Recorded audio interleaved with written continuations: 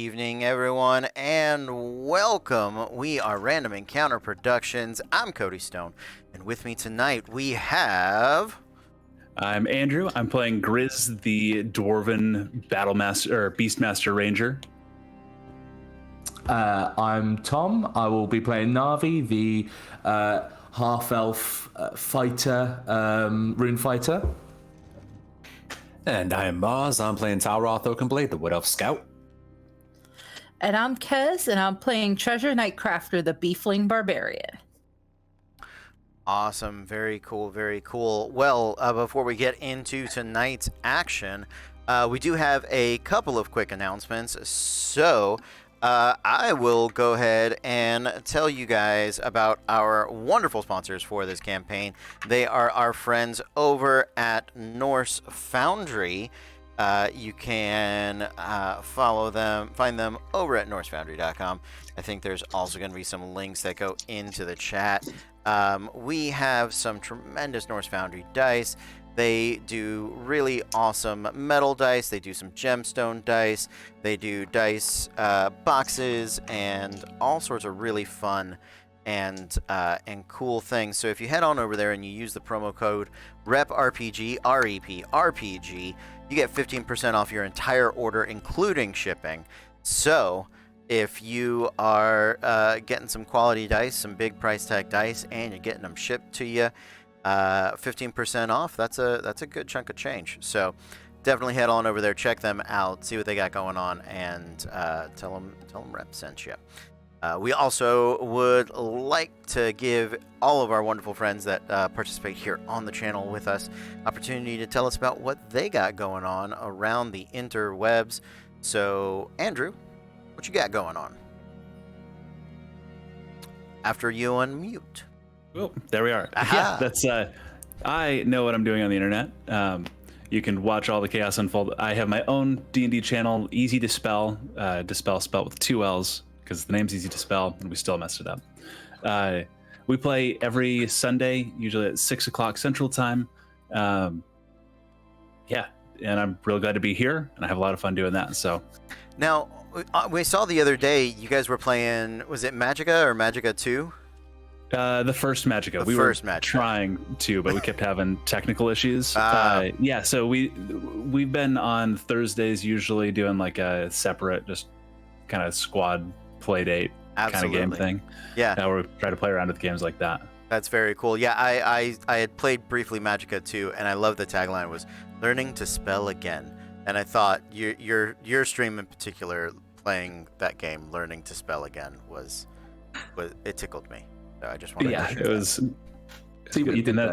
Yeah, and if you were watching for any amount of time, we failed tremendously at that as well. I think in the tutorial we managed to kill, like, all 4 of us managed to kill somebody else in the party, and we had to restart accidentally. That's part of the fun of that game, from what I understand. It really is. Yeah. So that's very cool. All right, Tom, Narvi. Yeah, hi. You can probably tell, those of you watching or listening, that I am not one of the Floridians pictured here. I am from merry little Britain, and I stream accordingly. I am a member of Wicked Game RPG. That is Wicked Game RPG on every platform, basically. At the moment, we are taking a brief hiatus from our main campaign, but fear not, because we're only 2 episodes into a nice little collaboration that we're doing with another group close to us geographically in Norfolk, UK. They are Dice and a Slice. They run a marvelous podcast and they are the only D&D 5th Ed podcast run by Baked Goods. So we're doing a little collaboration between them, and it's real fun. It's pirates, and we're all stupidly high level. Come and check it out. We're also on YouTube, so you can check out those sort of previous episodes as well. I'm going to stop talking now, so thank you very much. Very cool, very cool. Yes, definitely check them out. And then down bottom, we have our friends from Lance Orlando. Tell us what you guys have got going on, because it is a fun and an interesting departure from the original mission statement, if I understand correctly. Do you want me to do it? You can if you like. Oh boy, letting me talk. Uh-oh. Well, for those of you who do not know, both Kez and I are part of Lance Orlando. Lance stands for Live Action Novelty Combat. I forgot what the E stands for. Damn. Entertainment. Thank you. I am so bad at this. This is why I don't talk. But a lot of what we do perform at Renaissance fairs down in Central Florida, most predominantly at the Orlando Renaissance Fair, ORF. But given that COVID is still impacting a few things down here, we've started making the move to start doing our shows digital. And going off of that, we're experimenting with a few things with cameras, with editing, and soon to be putting some stuff up on our Patreon, which once we get that up and running, we will get you guys the links and information. And especially when it comes to getting our fight show digital, recorded, and online. Nice. Super excited about that. So definitely stay tuned for that. Check out all of our wonderful friends and family here with the rep. We are still taking submissions for PvP Season 2. The start date, we have pushed back once already. If we need to push it back again, we will. We're going to try to really give everybody that signs up and is available to dive into it a worthwhile experience. The rules have been overhauled. Hopefully, I will have out a document reviewing all of those for you guys tomorrow. But it's a really good time, and we're really excited for Season 2, and a ton of people that were working on Season 1 have volunteered to jump behind the screen to help out backstage behind the scenes, and it's gonna be all the better for it. So really, really excited about that. I think that's everything we've got. Oh, one last thing. Tomorrow night, we start a brand new show just for the month of October, just for the spooks. It is going to be run by Matthew, who you occasionally see here on Disasters as Clever Stitch. You see him on Vampire the Masquerade, usually on Thursday nights, as Jace. He is going to be GMing it. I will be playing, Megan Fenner will be playing, a couple of other new friends from our Discord and elsewhere around the internet will be joining us in a horror-themed month-long adventure. It's something about encountering the nameless god. So I know that children go missing. That's what I got. That's what I've been warned of. There's a town, a nameless god, and missing children. So that's a recipe for good times if I ever heard one. So please come back and check that out tomorrow night. So, all right, you guys ready to get back into it? It's been a couple of weeks since we've been able to Disasters. I'm excited to be here with you guys. Let's do it, shall we? Yeah, before I jump into that, we're like level 19, right? Yes, exactly. You are at level 19 if you don't know how to read 19. It's more like 11? Pretty sure. Sorry, it doesn't compute. Well, here we go. Our adventure takes place in the lands of Lichdrocht. They are lands of myth and legend, and more these days, they are lands of destiny. Our heroes are the Archivists.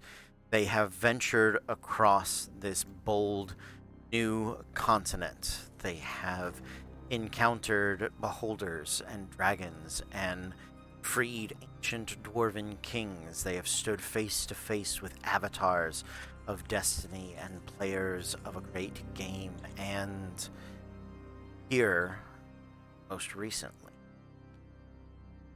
they have learned Dragon Cult, gaining influence within the walls of Draconopolis, where Dragon Society flourishes for the first time. And yet, within that revolutionary society, with that shining city on something's corrupt. And so our friends have thought long and hard about what their next steps will be as corruption spreads throughout the Feywild, as their new ally, the Black Dwarves, requires safety. As their old allies in the Republic of the Black Gem, back across the mountains, Orion's Dawn continue be bandied about by the players of the Great. There are many, many irons in their fire. Probably can't reach them all, but likely changed forever. So we are going to join our heroes on this, I believe, the 5th day of Apex. That is the because your heist was on the first day of Apex. Had to be done before it. So we're gonna say it's been a few days. You guys have gone around town. You've talked to a number of knowledgeable allies.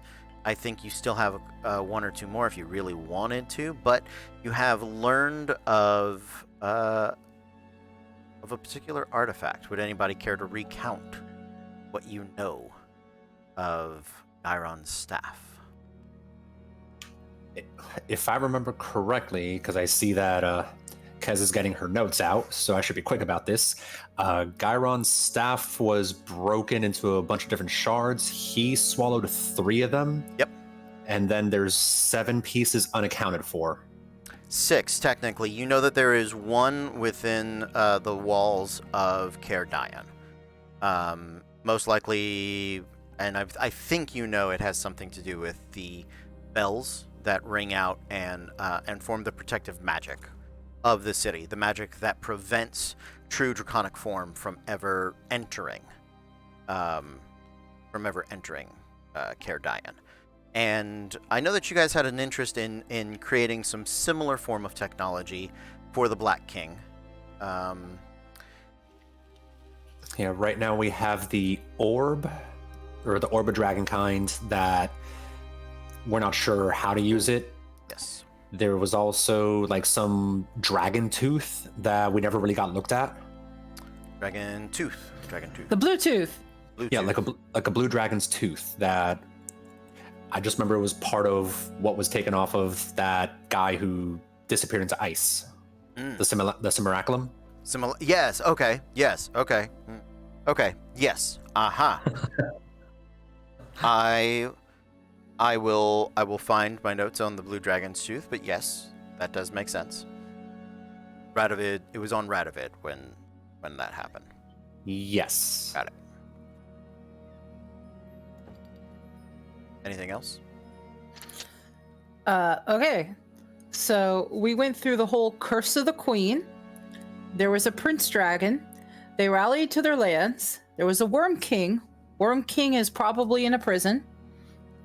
Gyron the Great, who was originally the ruler of Draconopolis, was also a Dragon Knight.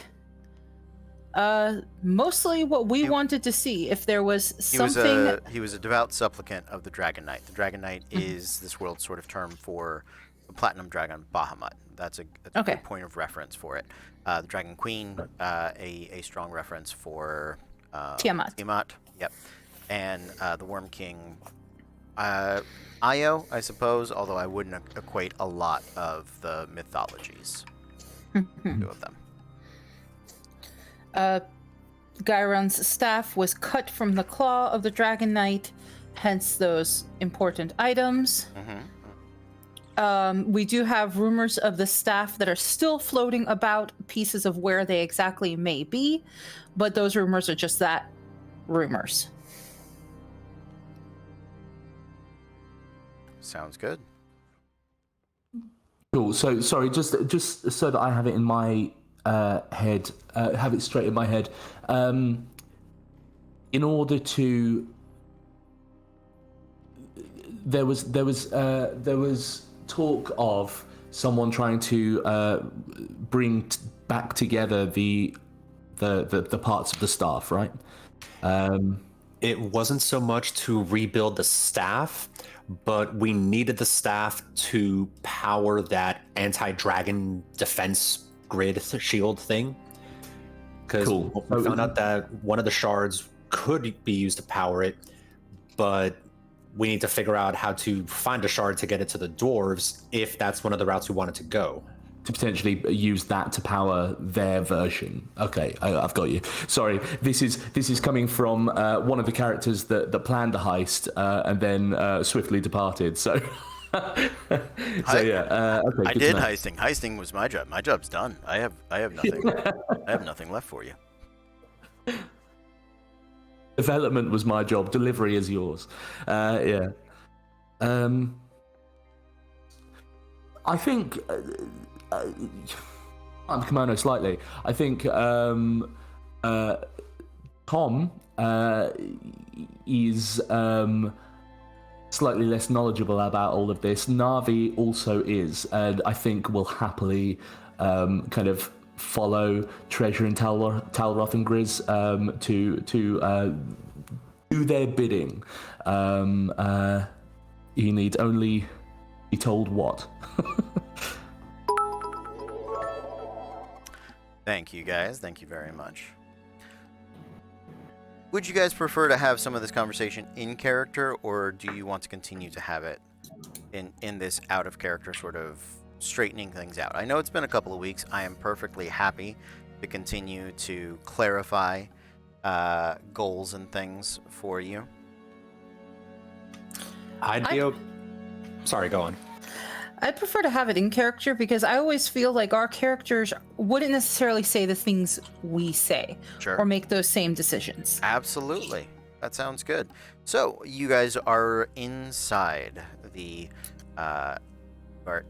within Little Empire, and this is still working. It is the in a town of wizards and arcanists, and a place that is drenched in living magic. The Little Empire is a tourist trap attraction of a tavern with a stage show whose waiters clip and clop about on with coconut hooves in order to deliver the meals at the ends of lances adorned with meat sticks, lance kebab meat sticks, and shields filled with sides and fixins, as it were. The food of which has improved markedly, although it was not bad to begin with. But the constant, I'm going to go with harassment of Grizz has served its purpose well. It is, we'll say, relatively early morning, about 9 to 10 in the morning. You guys have had enough time to gather up and begin your, have done your morning and any other preparations that you may have for the day. So I would imagine Grizz was probably the first downstairs, helping out with breakfast orders of the day. Who would be the second? I think Navi has probably spent the majority of the night kind of just outside, watching and listening, just making sure that there's no there are no sort of roving guard parties of guards trying to find people who have recently done a heist on a library and stuff like that. Just making sure that we're safe where we are and don't need to be in the sewer or anything like that. So Sure. Well, why don't you go ahead and, because it's probably been a couple of days, why don't you roll me a I will take investigation, or there's not a streetwise in this, or if you just want to make like a diplomacy God, I'm in some other systems today, aren't I? Those are some old school skill checks. Persuasion Insight? checks. Oh, persuasion. Yeah, Yeah, yeah, yeah. I'll take persuasion or let's go with persuasion or investigation, as you Lovely. sort We'll go of with the night before have attempted to gather the knowledge of the day. Cool. So that was a 12. So with a persuasion roll, that would be a 19. 19. Yeah. Okay. Yeah, nicely done. Okay. The town is very much abuzz. The heist that was planned and that you guys participated in executing of Radovid, you've come to learn that the library was pretty much the oldest building, or the oldest establishment within Caradian. It was the wizard's hub of which they traded not only magical secrets, but one could, much like they treated the raw magical energy like currency. It was deposited and accrued interest and could be withdrawn in order to cast higher level spells, or things along those lines. So the rapid destruction of this town, of this portion of the town, and it being shunted primarily into astral sea, as very much multi-dimensional space within of how that goes. The town is abuzz from every step along the way, and there is decidedly two, I will say actually maybe three camps. One is a group of citizens that are very much focused on, you get the feeling they are perhaps the more landed gentry, the established families within the city that are out for blood and justice. Whoever and whatever caused this has ruined them, probably not just financially, but for generations past and future. This is rough. This is bad. So there are a number of investigators, of inquisitors, of sort of bounty hunters and headhunters and mercenaries that have been called into the town asking questions. You don't necessarily think that they're very much on your trail, and Tui's traveling tavern is difficult enough to track down, but eventually she'll either need to vacate the area or risk giving up too many secrets. The rest of the accomplices are nowhere to be seen or spoken of, really. So that is good. The second camp is professors, part of the Cardian United University. Again, I don't know why I named it an airline, but I did. Who are looking to replace the library as the primary social function, but also the primary hub of arcane knowledge and magical practice. It is attempting to fulfill what it, on the surface, the function it performed, right? Whereas the library was a secret society, and those in the know knew its value. The school is now attempting to assert itself and its political, magical, and civic powers. And the third is a gold rush.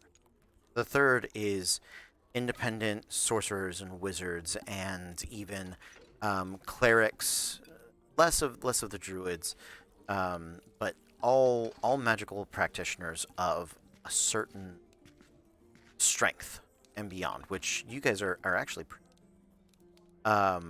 are hiring and looking for able-bodied adventurers, even just torch holders and money hefters, but not of a normal variety. Very specifically, there's a lot of recruiting from the student body, and there's a lot of intelligence and acumen tests. As all of the secrets and all of the magical energy that was within the library now being in the astral sea means it's just there to be found and collected. And the astral sea, your intelligence is what dictates your movement, your physical prowess. It is a very different place, but you can tell there are expeditions being put together to try to delve into the astral sea and acquire so much of what's been lost, and either sell it back, to hoard it, to take it away, to who knows, maybe just claim it and do what they want with it. So that's what's going on in the town right now, and it is, it is super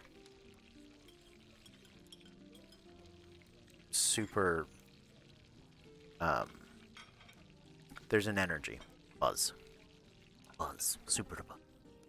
I think in full sort of practicality, Navi registers the prospecting, the information about the prospecting, and the kind of the potential money that could be accrued there. Is strangely somewhat satisfied that the gentry is finding themselves slightly dishevelled, but mainly the pragmatist in him is comfortable and content that we're not sort of on the radar for now, supposedly. So I think sorry, this was a little sort of sidebar from your very first question, which was who woke up next, and I think Navi will probably sort of. Yeah, this is good information to have, and if this is the information you've gathered, absolutely, please. Yeah, Navi will probably wander in, possibly a little bit earlier than most people will be getting up, I think. Sure. Looking for that sort of welcoming table that has kind of been so accommodating to him, and sort of seeing Grizz sort of in the kitchen will give a sort of a wave, and I think he'll just sort of sit down and start to take the cards out. That kind of mechanical routine that he's got into of taking the cards out and start to looking at the cards again until everyone else wakes up. So yeah, Narvi is there. He is shuffling through. Go ahead. I thought I cut Andrew off. I apologize. Oh no, I was just scratching my side of my head. Grizz gonna be in the kitchen just until everybody else wakes up, having established himself as just there. Of course. So then we are to Tauroth and Treasure. What are you guys up to? I will probably stumble my way downstairs at some point. Hair just a mess, like half the braid is out, but his outfit still looks just like all the other people in the town, just still kind of glamored with the glamored armor effect.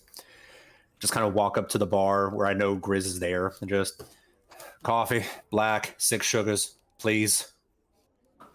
Be right there for you. Just 1 minute, putting the final touches on something I think is going to be real nice. That sounds good, Grizz. And then I was going to mage hand and let the little wind elemental just re-braid my hair to fix it. I'm just waking up. Yeah, sounds good. I wake up with coffee flavored sugar too. There's eventually a thump upstairs, which was the sound of Treasure falling out of bed. There's eventually some jingling. And then eventually another very half-awake tiefling, which looks somewhat like a tiefling, somewhat like a golden haystack at this point, kind of shuffles her hooves downstairs as she's trying to get her pile of hair under control. She just comes up and pulls up a chair next to Talroth. Morning. Morning. Grizz You look pushes like his crap. seeing everybody there. Grizz pushes his way out of the kitchen with a tray, couple coffees and everything on it. He sits down. He said, "Right, been working on this all morning. Traditional dwarven breakfast: eggs, bacon, sausages, bacon, eggs. But here's the trick with this one: I've suspended it all in clarified, concentrated beef stock, so it forms like this gelatinous." He slaps it. Call it aspic. Oh God. Grizz Drew, I hate you. I think Navi, having sort of placed himself at the table where everyone last sort of got together, and seeing everyone at the bar, kind of waits about like 20 seconds or so, and sort of keeps looking over before he kind of like trundles up to the bar and sort of and sits down next to you all and sort of goes, "Morning." Morning, Narvi. And Treasure's kind of not looking at him because she's horrifically fascinated. Like it's like watching a train wreck, watching breakfast jiggle. It hasn't stopped moving since you put it down, Grizz. It's the beauty of it. It took me all night to get this right. Is it alive? No, it's just calling optical illusion. This is the chef treat that I can make that gives you 4 temporary hit points if you eat Are it. you sure, bud? Are you sure? Positive, yeah. I mean, if I want to establish dominance on a gelatinous cube, I suppose eating it would be a good idea, right? It's just practice, yeah. It's I wouldn't recommend eating those. They're quite acidic from what not that I've ever tried to eat one, mind you. But yeah. It's like through adventurer's breakfast. Something new. She's going to very delicately, like, try it, because Treasure does have a stomach of steel. There's very little she won't eat. I'm waiting till she tries some first. Grizz has like sliced off a generous portion for himself and is just having at it. Go into town.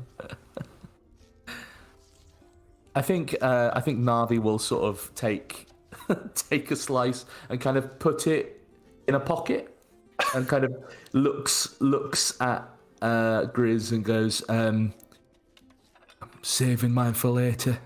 After a little while, it's just going to be wet bacon. It kind of looks at you like a trapped animal and kind of goes, "How I like it." Right, Thank you. I'll keep that in mind next time. The slumped shoulders get ever so slightly more slumped. I'm figuring out what it is you'll eat, but we'll get there, Narvi. We'll get there. Yep. I think during this little bit of time, I guess, as much to inform you all as to get out of this slightly awkward situation that Navi's found himself in, Navi explains the recon sort of that he's kind of been picking up from the town, the sort of the news that has come from his time sort of chatting to people. Less of the information about the gentry and the economic sort of downfall, and more the fact that I think we're safe for now. But I don't know whether we want to keep ourselves low to the ground, or even get out while the going's good, I guess. Oof. Yeah, because I know there was all that talk about Gyron staff and all that, and if we need to get a piece of that for the dwarves, or if they can make use of what we got now. I mean, what do the rest of y'all think? I mean, I don't think the peace would be here, at least not from some of the rumors and hearsay we managed to pick up with that real nice dragon in the temple, pieces would be outside of here.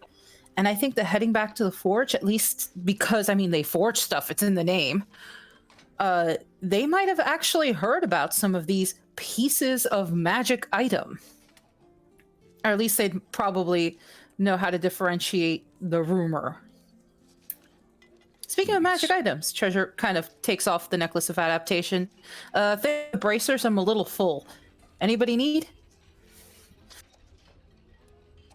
What does it do? You can pretty much breathe in anything, including underwater. I sort of look at it and finger the thong around my neck. That sounds bad, doesn't it? Finger the sort of leather cord around my neck and sort of go, I've already got something. Thank you. I wouldn't say no to it, so I've got room, and let us tell her if it's something that's interesting to you.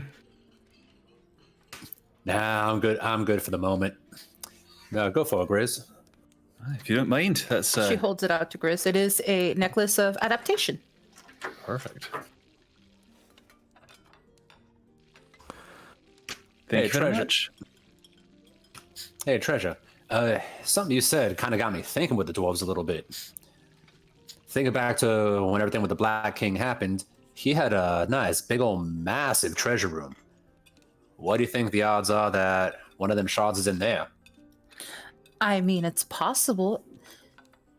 And it would definitely save us a trip all over Lickdrocht and beyond. If we're Yeah. returning to the Black King as well, it'd be good for me to touch back in, let him know that the mind flayers were dealt with, as well as what happened with the rest of my party. I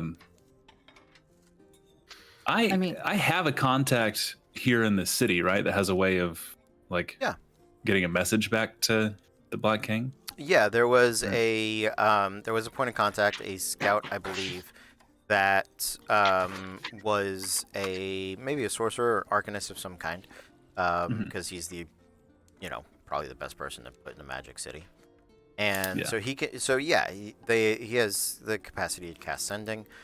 He may have some other magic for you. You'd have to remember his name or make it up again. So. Double check.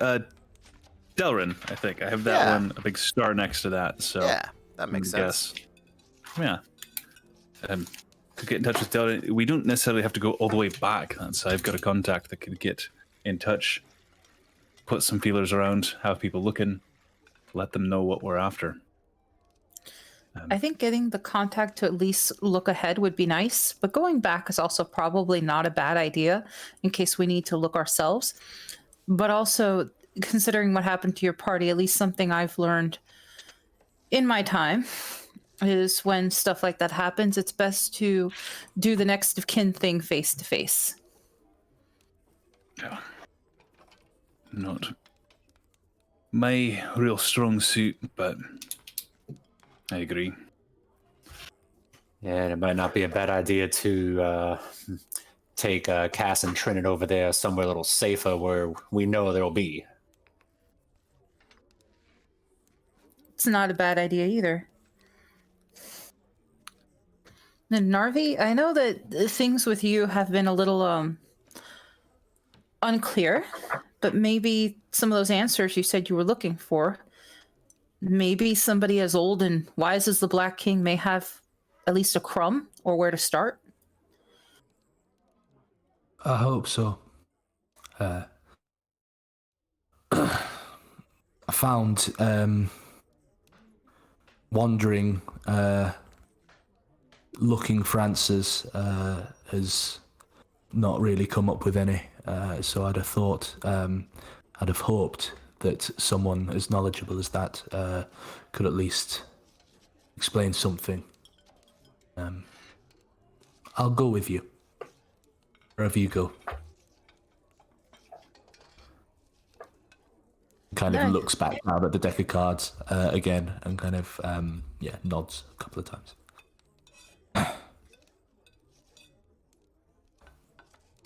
How's that deck been treating you?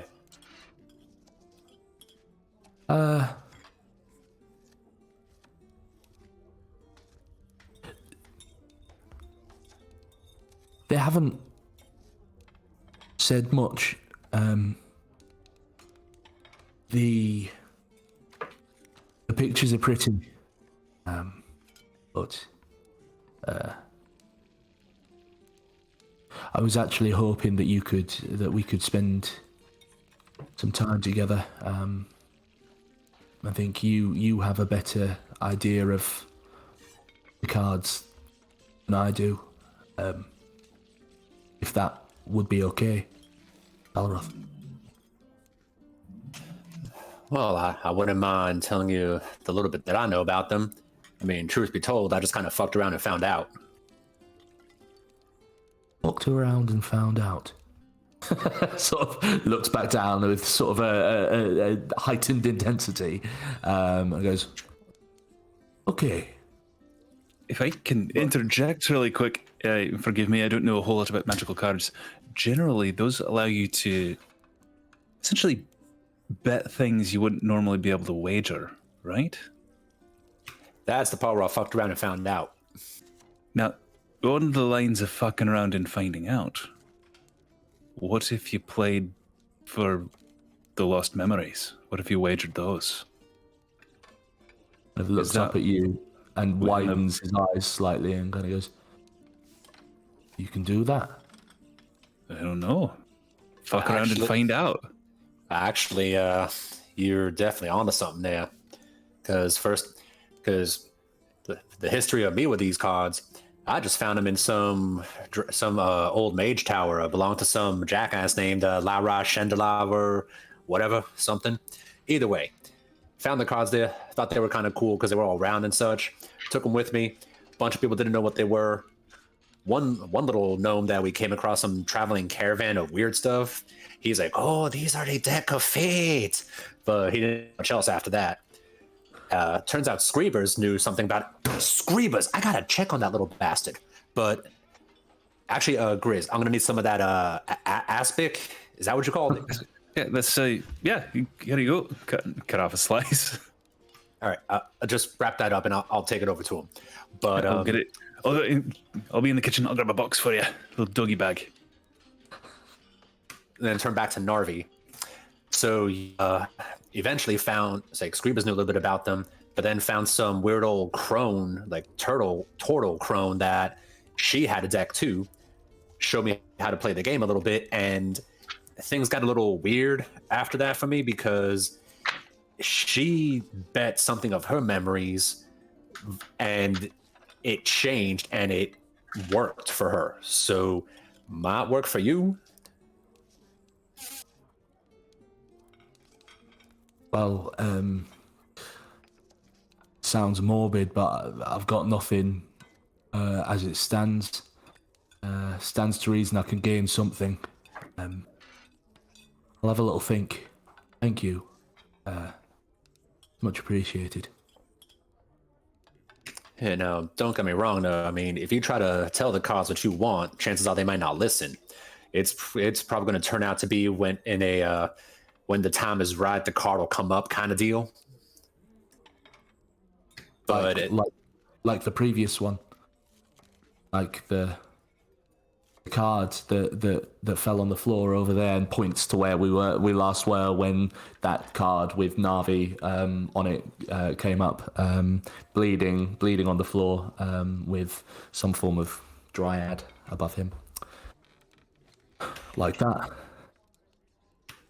yeah, I mean, if that's definitely tied to some of your missing memories, because, well, one sec.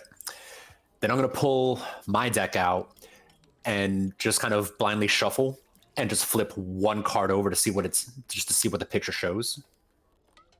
Okay. To what end?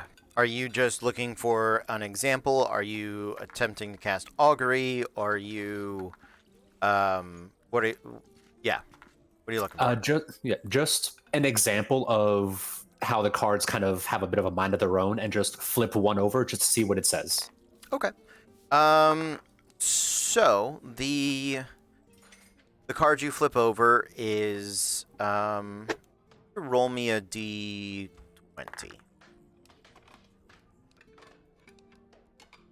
The eternal question: dice or dice roller? Which will betray me today? That is the question.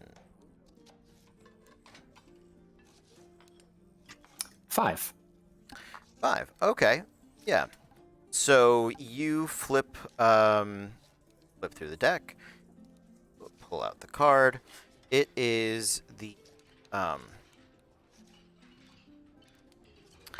it is the card of a streaking comet that in the tail of the comet there is a sort of constellation that is sometimes highlighted, probably it might even change sometimes, but the way the comet is trailing around the circle is sort of Ouroboros, right? Almost like it's eating its own tail. The comet itself is fiery, vibrant, and in the tail, the constellation is of a mage, sort of a master arcanist, a common constellation in most society. Yeah, just looking at the card, just kind of tilted so Narvi can see it. Now, here's the thing. Before, when I'd be able to kind of draw a card just to kind of see what's going on, I usually got something related to either what's something about to happen to me or to my brother when he was still around. At least for me, last couple days, it's been kind of quiet. So either things are kind of settling down for me, or things are getting ready to kind of pick up steam later. Or maybe fate's kind of taking that off of me for a second. Now they got the eye on you. I will say, just to enhance here, the type of cards that you would see, usually there is always sort of a you've had these cards for a minute, Balroth. There's a common face of them.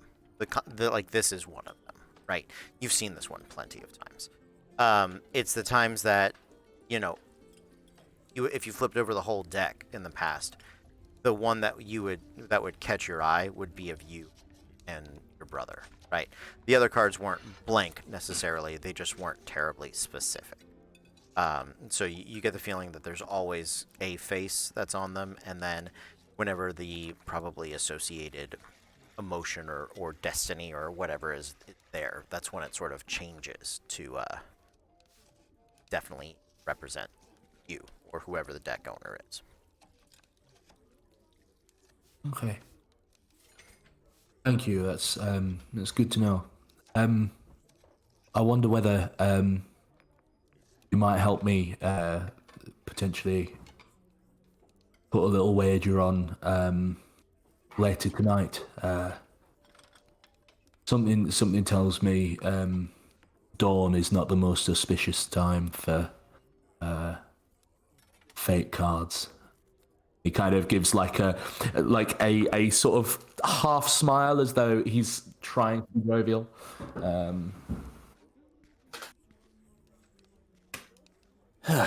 I mean, that's the thing about these cards. They'll tell you when they're ready. But we could definitely keep an eye out to see if we come across somebody else with these cards, because they do seem to be a little more common out here than they were back east. I mean, who knows? Chances are maybe somebody will walk in the next 5 minutes. They have their own deck, and maybe pull a bit of a Kansas City switcheroo on them, and you get your memories back, and they won't know. And furrows his brow for a second and just points his body ever so slightly towards the door and watches for a bit. As and sort of sits there like in his haunches for a bit.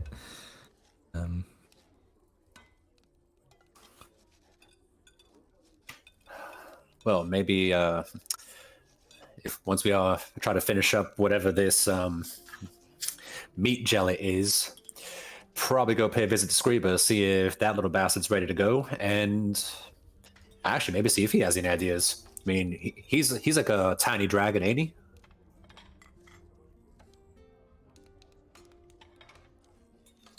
Treasure's mouth is full of some of the aspect, just deviled egg, and she's like, Talroth, that's borderline racist.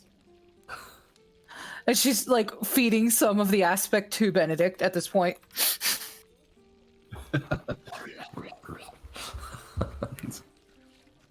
Grizz comes back out of the kitchen and just kind of drops what is pretty much just a wet bag of aspic in front of Talroth. There, that hopefully Screebers likes it. I don't know if it travels well. It's really only good when it's fresh, I think. It's already starting to sweat. Yeah, I haven't figured that bit out. Are you sure it's not alive? Pretty sure. That's I've never cooked anything that started dead and came to life. That's not really the purview of magic I'm familiar with. But hey, maybe I've stumbled on something new, and the wizards of this city will pay a pretty penny for it. Treasure pokes the aspic a little. It is Never quite heard magical, of though. necrobaking. Navi looks at the living aspic slightly with a hint of jealousy in his eyes.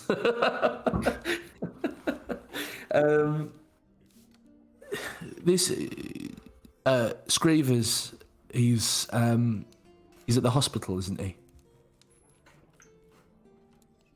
Last I remember, yeah, he was still just kind of holed up resting there. Right. Okay. Shall we all go, or do you have other things in mind? Looking at Grizz and at Treasure. He should probably meet you guys. Honestly, he hasn't really had the chance. And if you're traveling with us, it's probably best that Screebers knows you're with us. He's a special individual. Oh yeah, we might have to work into the contract too. Reviews and everything, 6-month reviews for pay raise and all that stuff. We get paid for this. No, we pay him technically. Oh, right. Okay. So he reviews us, and we. He can take it with Saride. If you want to talk to Screevers, though, I can go check in with Delrin, send word to the King's Court, let them know that we're going to be making our way back, and to keep an eye out for Gyron's staff, if they know anything about it. You don't think I'm needed really at the hospital? I've met Screevers. He's fine. I'll just catch up with you in a little bit. That's back here packing up, heading out of town next then, right? Yeah, pretty sure we still gotta figure out where everyone else is. I mean, I'm pretty sure we know where Sarat and Thozan are, so now it's just a matter of finding Sirach, Stitch, and Fable. Right. Yeah, I should think we- Benedict can probably sniff out Fable. They've been bonding pretty well these last couple days. I'm not sure about Sirach or Stitch, though.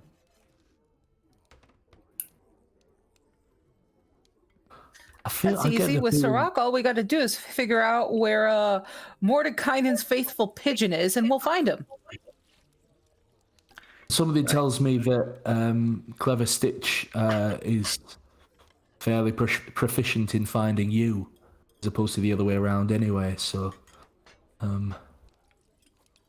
sure it'll be fine. All right, and Navi sort of goes to stand, kind of looks over at Grizz, kind of pats the pocket with the spittoon. What's it called? The aspect. That's the one. Aspic, and kind of like gives like a slightly queasy smile, and starts to walk towards the door. In preparation to go meet Screevers. All right. Yeah, I'll pick up the doggy bag and just give Benedict a couple scritches behind the ears and follow suit. So you guys are heading to see Screeber's treasure. Where are you going? I'm going with them to go see Screebers. Okay. I haven't seen Screebers.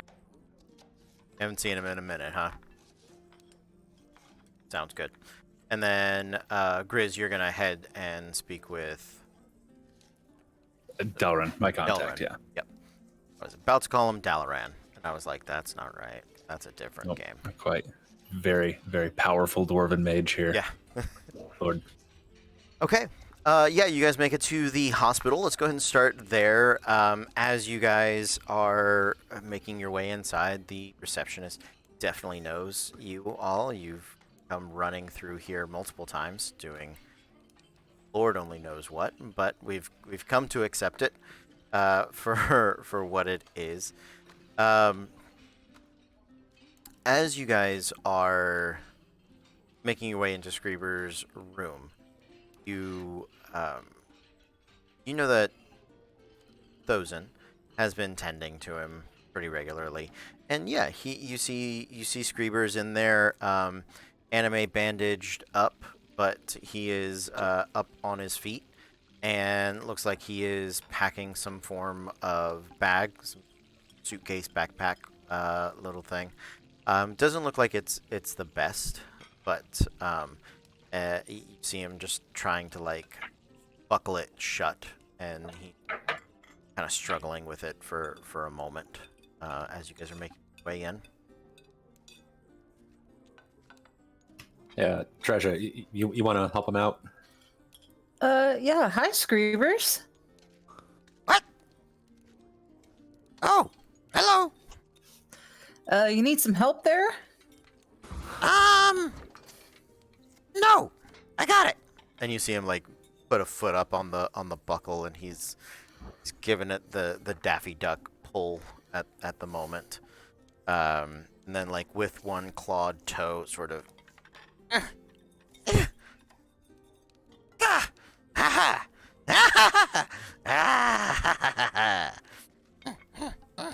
He muppets over to the other one, and he starts doing it.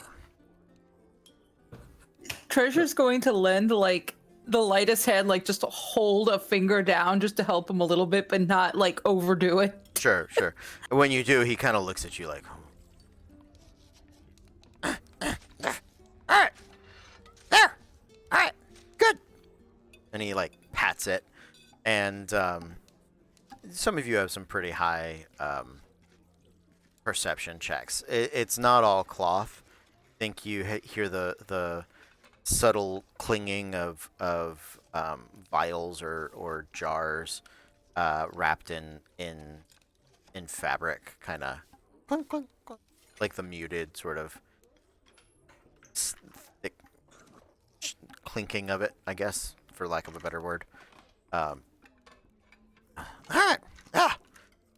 Ooh, good. That was good. Okay. Glad to see you're looking better. Yes, I am looking very good.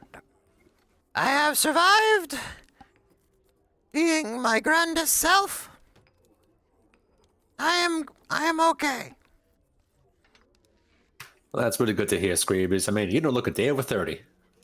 Well, let's not get crazy now. Well, if you want crazy, we brought some food for you. You remember that nice dwarf with the big old badger, Grizz and Benedict? Kinda. Well, Grizz made breakfast for everybody, and I'm gonna hand him the doggy bag with the aspic.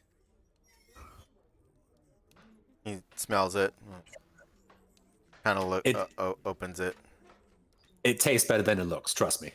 That's good. It looks bad. It looks real bad. Yeah, it was kind of jiggling at first, but we made sure it was dead first. I don't understand. If it's soup, why isn't it in like a jar? It should have. He opens it up and like sticks it over your face to like give you a real good look at it. Huh. It melted. Damn. Soup doesn't travel in bags. Well, that's how he packed it for us. I mean, well, we should have let him know, but you can ask Treasure. I mean, she won't lie to you. I mean, it was like a really congealed soup this morning. I don't think you know what soup is.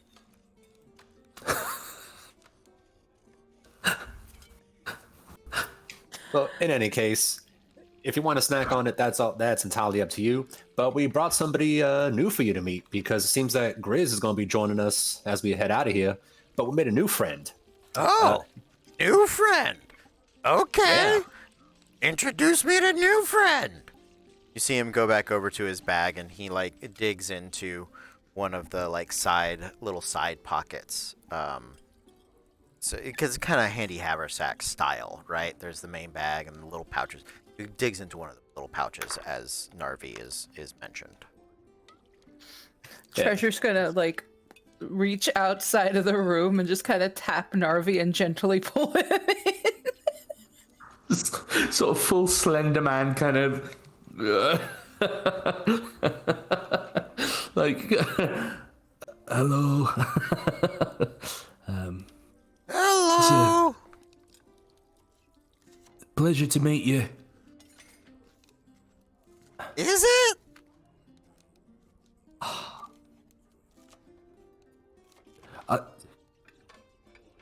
I'm not very good in these kind of situations. What but situations are you good in? Funerals? It's yet to be determined. Oh, I bet you do a killing at a funeral. As he says that, he takes. You see what he's gotten out of his bag? It's a line. It's a fishing line, and a fishing hook. And he goes back over to the bag of soup, and he see him prepping his line. It's like a little hook, but it also has like a little harpoon. It's at the end of it, and it.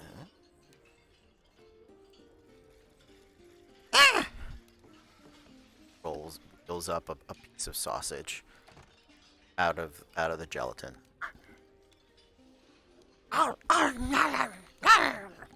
That's good. That's good. What's your name? Narvi. Narvi. Okay, Narvi. Can I ask a favor?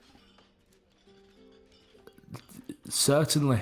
Can you step into the hall for a moment? Oh, yeah. It's a fairly easy favor to give. And kind of looks at Treasure and looks at Talroth and kind of goes, like a kind of going okay as he backs out of the room. Talroth, Treasure, come here. Come here. Yeah, I'll get closer. I don't want to alarm you, but he's dead. Scrapers, that's kind of rude. Okay, I know he's very pale and he's bald. And he doesn't And his exactly... tendons are broken, and he smells dead, and he has meat soup in his pocket, which I'm assuming is because he doesn't eat it. So, I'm just saying, your new friend, you probably shouldn't get too attached to, because he's not alive. But then how do you explain how he's walking and talking with us?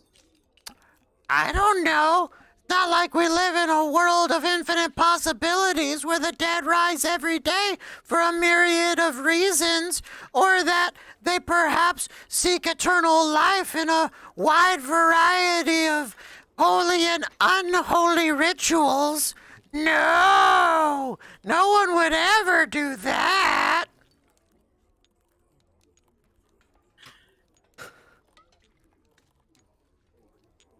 I'm just gonna look over at Treasure and just.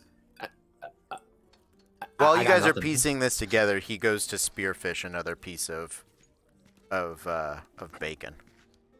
Or it's not all bacon. I know it's sausages and stuff like that. Up, got away. There is an excess of bacon. Yeah. In this particular aspect. All right. Well, Try again. if he is... We can say He's living impaired if that makes you feel better.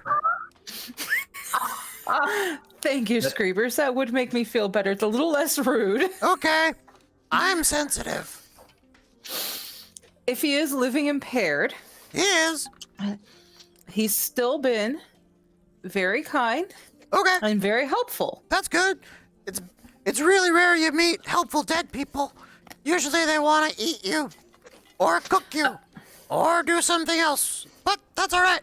I'm okay. Listen, He seems like a cool dead person to me. I just wanted you guys to know that you brought home a dead guy, a dead friend. Your friend is not alive anymore. she looks over at Talroth.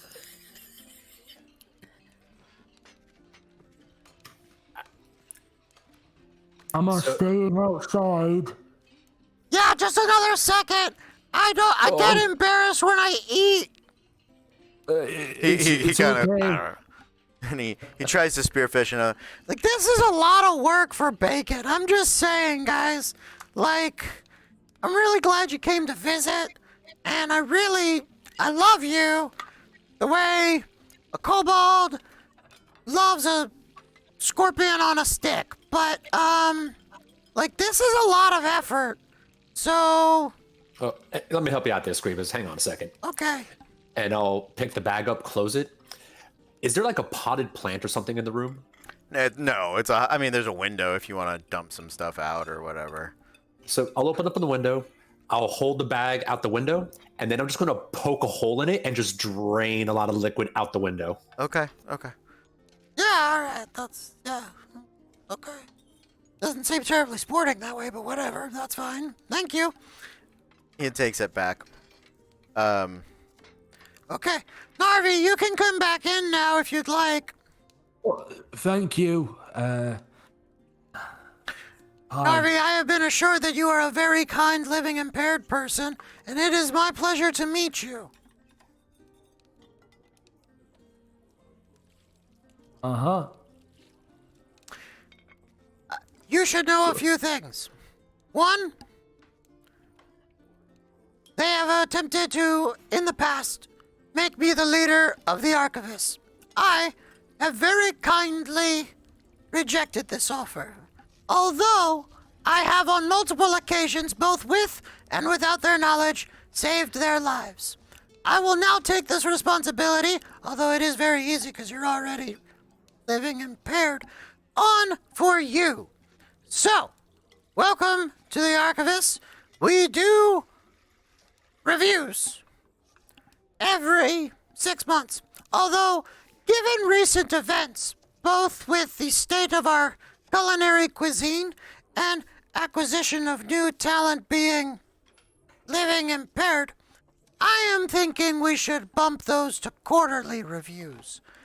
I think there is some greater growth that can happen in our communication department. So, I hope you find this amenable. Of course. I thank you for the opportunity. And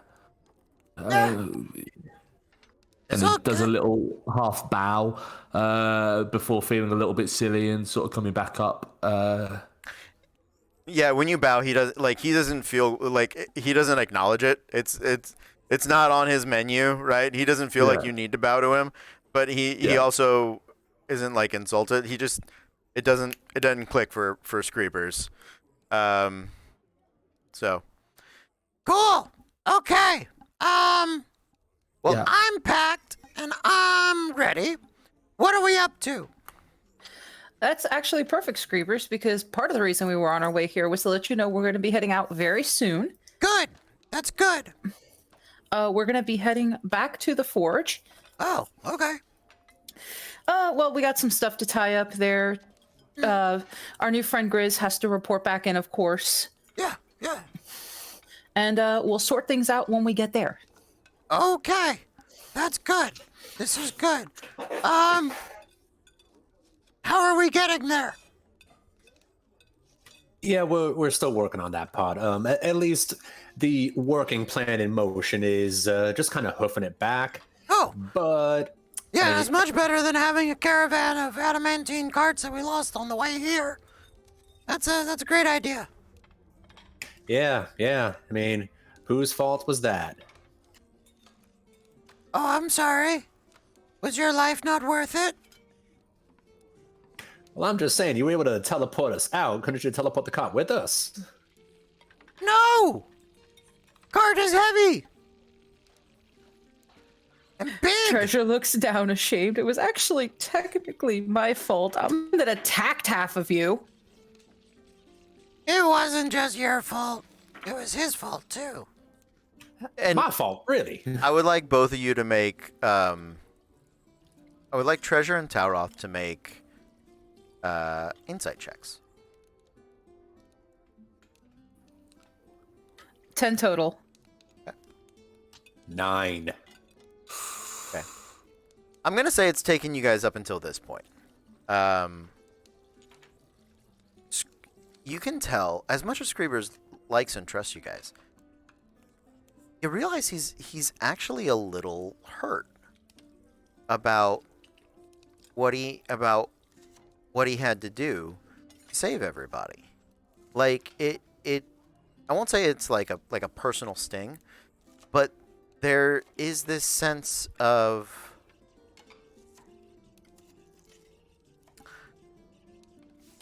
I'm gonna say a type of regret that smacks of a bad memory, right?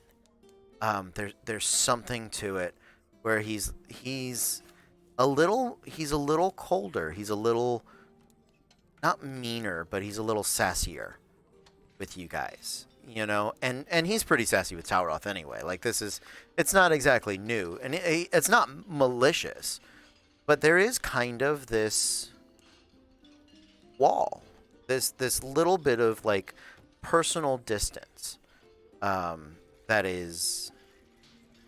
he is displaying,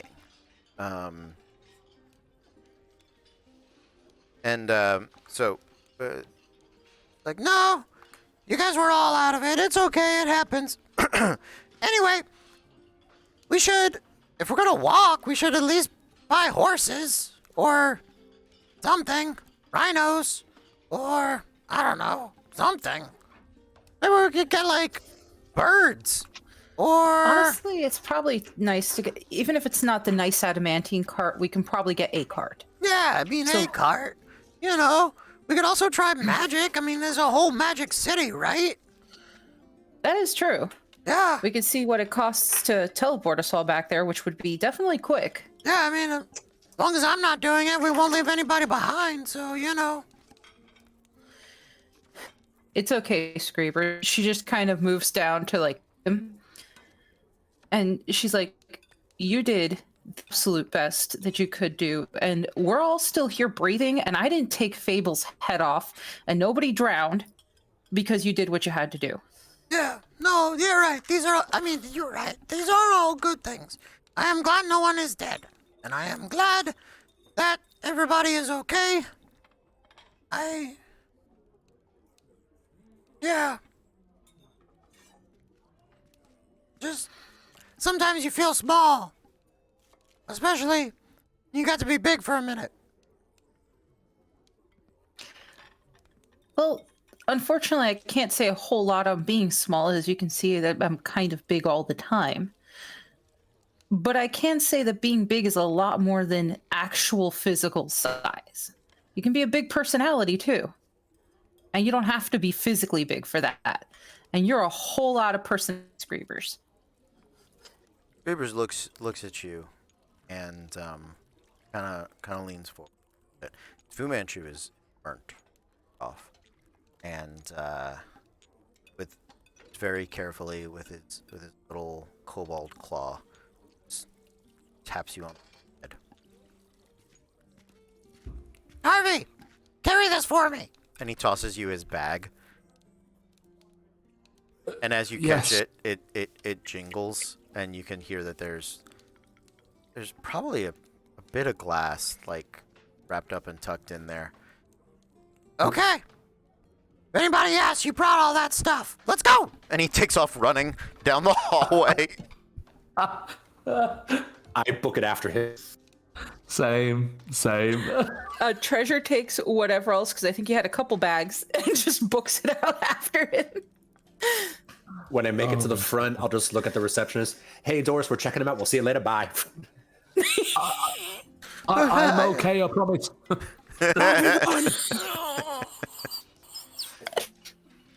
Absolutely.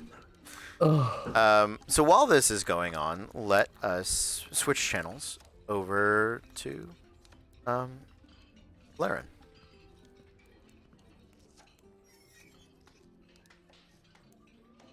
So yeah, where you find him, he does keep most of his space in sort of the southwestern portion of the city. It's the area that is Arcanist, but is more natural magic casters, so sort of where sorcerers and bards to a certain extent, the I will say the non-elite like wizards and artificers are very much the central schooling, right? People that have had to learn their magic and that sort of thing. So this is a little more of the it's the Angels to the Dodgers, right? Like it's that. This is where the Mets fans live. Okay. And so you follow the address. It is a relatively nice small flat that is over the top of a small enchanting factory or studio, I guess is probably the better word. Looks like a couple of small wizards, mostly doing long-term enchantments on ropes. Things that do, because you're constantly casting the same spells on the same pieces of rope day in, day out. So rope of climbing, rope trick ropes, those sorts of things. Some magical rigging ropes, some longer ones. So it's it takes them 6 months a year to make a certain number of these and sell them, and that's kind of their right. So they ran out the flat that is above it, and when you come in and ask, they definitely put you right direction. As you're making your way up the side stairs to the door, you look out and you have a pretty nice view of the city. Looks like this little flat, this little apartment, is one of the, definitely in this district, one of the few that is like 3-story. Because the warehouse below needs that height. And you get the feeling they kind of just threw a like apartment above it so that they could charge somebody rent and help pay for the costs. So it's an impressive view. Just really quick to me, you just described the apartment of the person that like taught me how to play D&D. They had an apartment that was above an auto shop that was very much like just put there so that they could charge somebody rent, and so this was clicking for me. Nice. But, I'm glad. And then in game, was this like his placement here as a contact? Is it more of like a covert, or is he here as kind of like for anybody traveling from like the Black King, like with those allegiances, so they have a way to get in touch? Anyone that is a part of the Dwarven Kingdom, because he's been put in place here before the resurrection of the Black King. Okay. So he has been put in place here, and he's probably been here a year. So anyone that is part of the Dwarven Kingdom would know. He probably has not gone around and been like, I'm from the Dwarven Kingdom, right? Because it didn't really exist before, and it wasn't to... it might have drawn some bad attention to it. So I won't say it's covert, but it's definitely not overt. Yeah, he's not like a spy, but it's not advertised that he's there. Right. Absolutely. So... Okay. Yeah. Go up and knock on the door. A few minutes go by, a few moments, and he'll come over to the door. You can hear almost every footstep. The floor is I won't, it wasn't made with dwarven precision, to say the least. And he goes to open the door, and it sort of sticks as it grinds wood on wood along the bottom of the slats of the floorboards. All right, come on. And it sort of, and it finally lets loose and it swings open.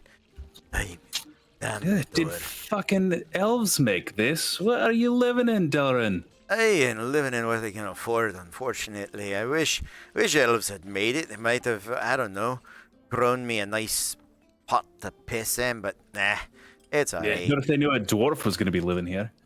I wish. But you know what it is with wood. It warps, it rain, in the cold, it twists. It's such a... Like good stone underneath their feet. I wish I had something as sturdy as granite for this, but beggars and choosers. Come in. Right, it's been a long time. Let's try to jam the door shut and kind of give up as it sticks halfway. Yeah, it starts to, and he's like, "You gotta give it a lift," and he'll come over and help you. Yeah. I know. I've been trying. I'll get it. I've been well. How have you been? Did you make any contact with him? I imagine probably in some. That's it. And probably in some of the off time that Grizz was not part of the party. He probably would have let him know that he was in town, but nothing Good. That's fine. I just want to. Yeah. So this isn't your first stop by. Yeah. That's good. So we are actually going to be heading back. The party I've fallen in with. Wanted to get word ahead, because if you got a way to do that, let's say. Yeah, absolutely. I have. I can make contact back with. With the backing, as it were. You're still getting used to that. I know, right? It's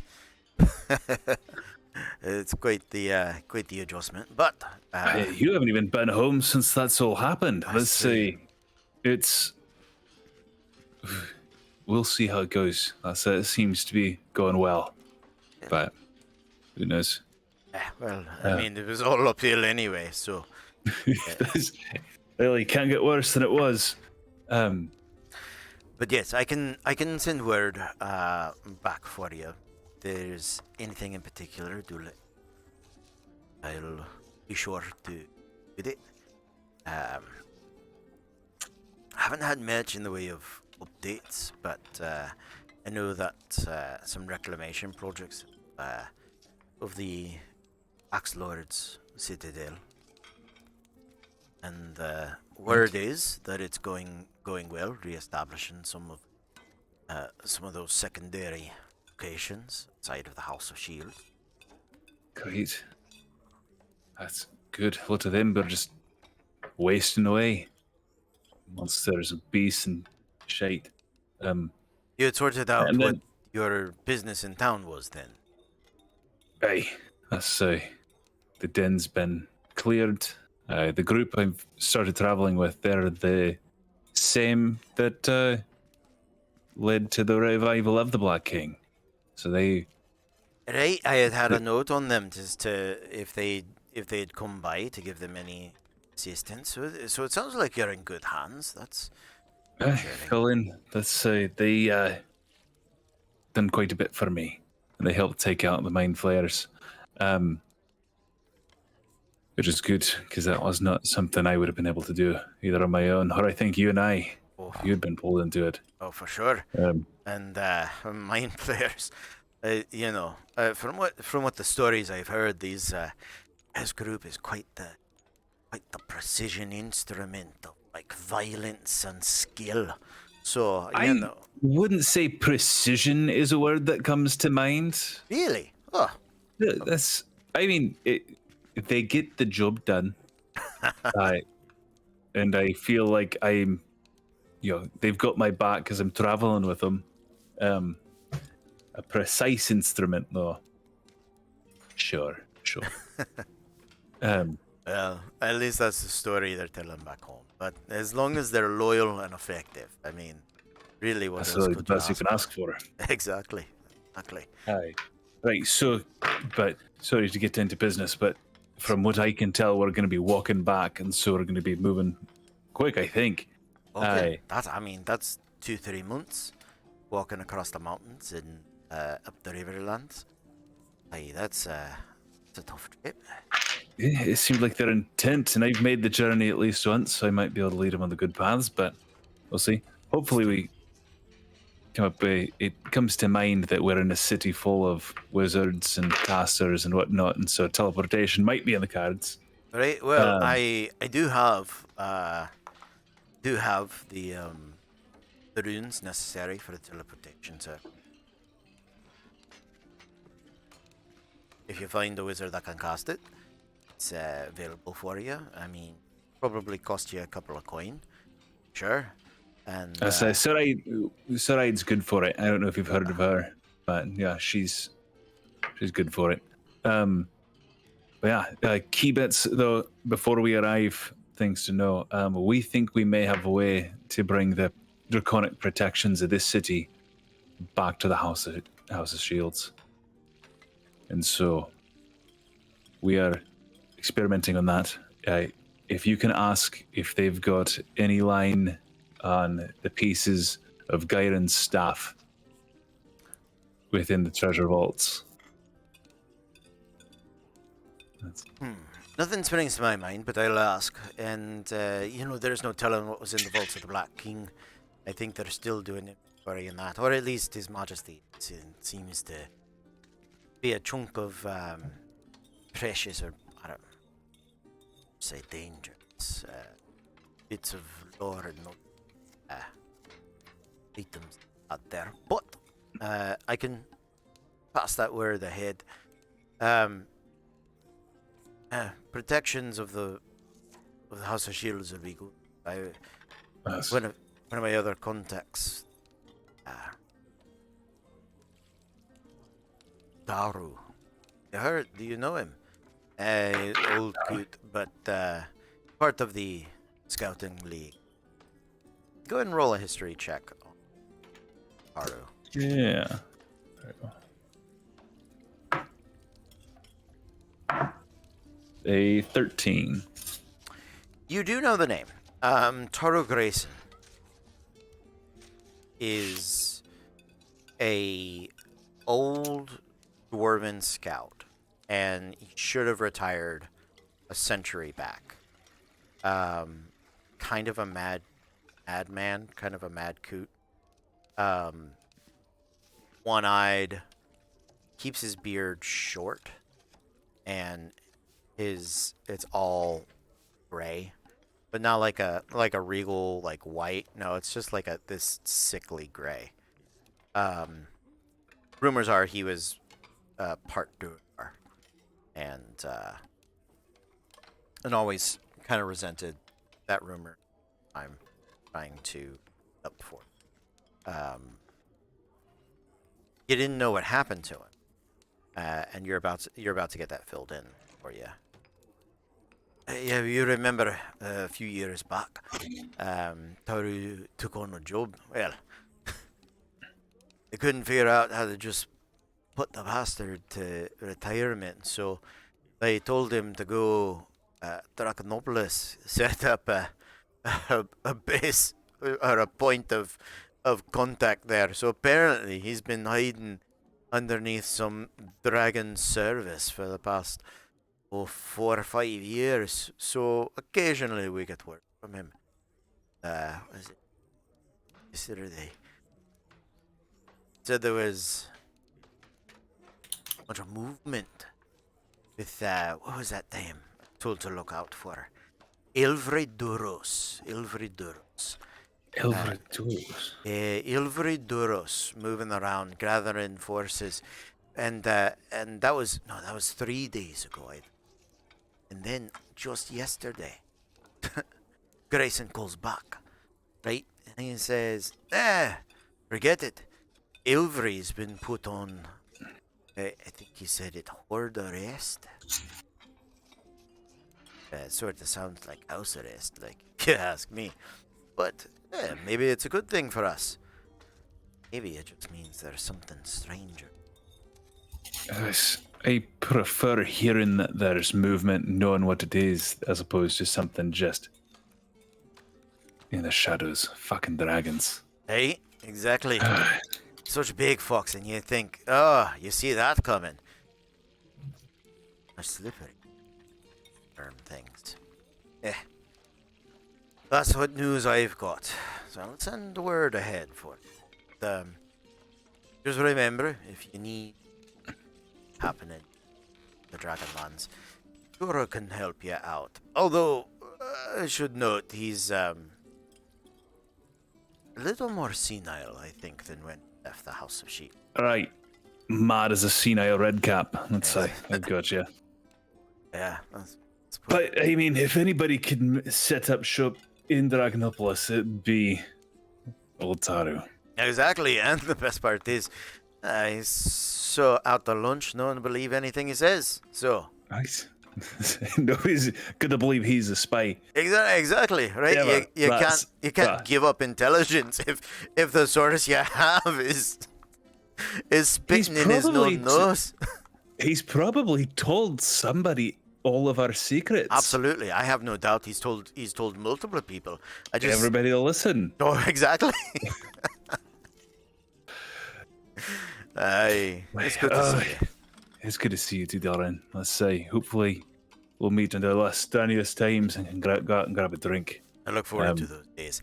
Here, let me get you those runes, and if there's anything else I can do out.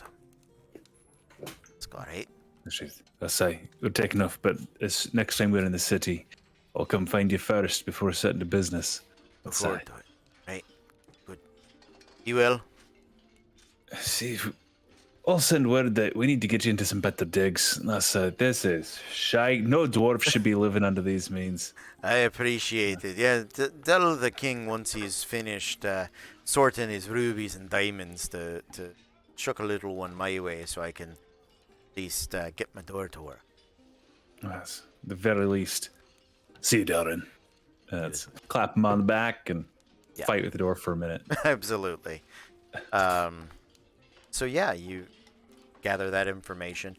You guys begin to make your way back to the little empire to review the information that you have gathered. I think this is a good place for us to take a short break. So we're going to take about a 10-15 minute break. Should be back around 9:20. So yeah, thank you guys for hanging out with us. We will see you in just a minute, but until then, good evening everyone and welcome back. We are Random Encounter Productions. I'm Cody Stone. With me tonight we have... I'm Andrew. I'm playing Grizz, the Beastmaster Ranger. I'm Tom, and I'm playing Navi, the living impaired Rune Knight Fighter. I'm Mars. I'm playing Talroth Oakenblade, the Wood Elf Scout. And I'm Kez, and I'm playing Treasure Knight Crafter, the Tiefling Barbarian.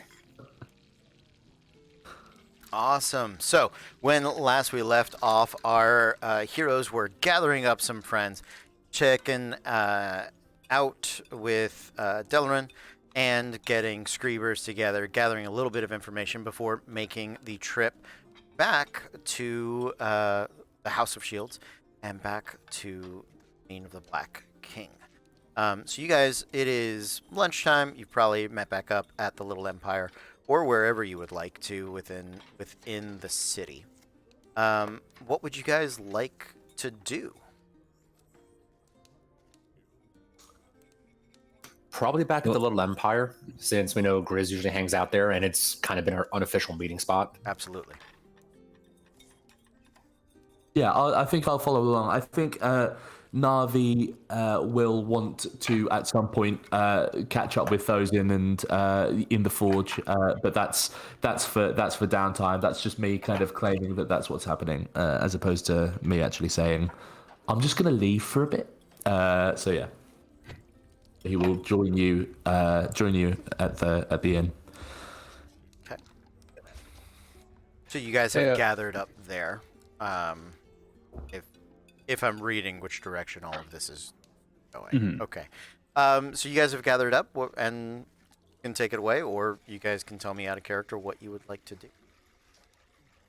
Right, so I met with my contact, and I actually was able to pull out what I imagine is a scroll, but I got the runes for teleportation circle back to the House of Shields. If we can find somebody that can cast it, I've got the destination. Save us a few months' walk. Honestly, especially considering what we're trying to do, time is probably of the essence. Yeah, anyway, we could just magic ourselves over there real quick. That would definitely be a good idea. Do we have an idea how much that might cost to get somebody to get that spell cast? You guys can make history or arcana checks to see what you know just off the top of your head. 16 either. It's Arcana. Okay. Yeah, I'm looking up the cost of purchasing that magic scroll item, and I can tell you what it's going to be in just a moment. But super good at because I've got the share screen on. Can't just go searching through things without violating. As soon as people start talking about money, I think Navi goes to the small pouch in his pocket, kind of tips it out, and just kind of sort of presents like a small handful of gold coins, 19 gold coins to be exact, and sort of says, "I don't know whether this'll suffice, but it's yours if you want it." Somebody roll me 2d10. Oh. Yeah, got it. 60, even. 16. 60. 60. 2d10. Oh, sorry. 16 then. Yeah. 16. Okay, I was. Sorry. I rolled the You rolled the D100. percentile. Yeah, this percentile. Yeah. Yeah. No, that makes. I usually ask for that, but in this particular instance, I was like, you don't want 60. That's not even possible here. So it is going to run you guys 4,000 gold pieces. Hey, Navi, no. We got that covered. I mean, I'm pretty sure Benedict's good for it. well, I don't want to take from Benedict either. I mean, he works so hard for his money. He should decide how he wants to spend it. Very, very generous badger. It really is. It really is. Treasure sharing whatever she's got for lunch with Benedict. Navi's just sort of surreptitiously opened the pocket where the soup is now. Well, you guys have seen Benedict actually in the process of finishing up the jelly this morning, because he has snouted his way into things and done a bit of cleaning, right? It's acting as one part lip balm, one part like hair gel for him, and he's got the Christopher Reeve, the Superman pearl just right in the middle of his head. Like it's not intentional, he doesn't know, but you can see he's been going like this and then like that on his head so much that like just this one tuft of black and white fur has kind of begun to super curl. Little bit. I want to buy him a cape now. I see it more as there's something about Benedict. You know what I mean? Absolutely. You built a lovable character, Tom. I brought a badger.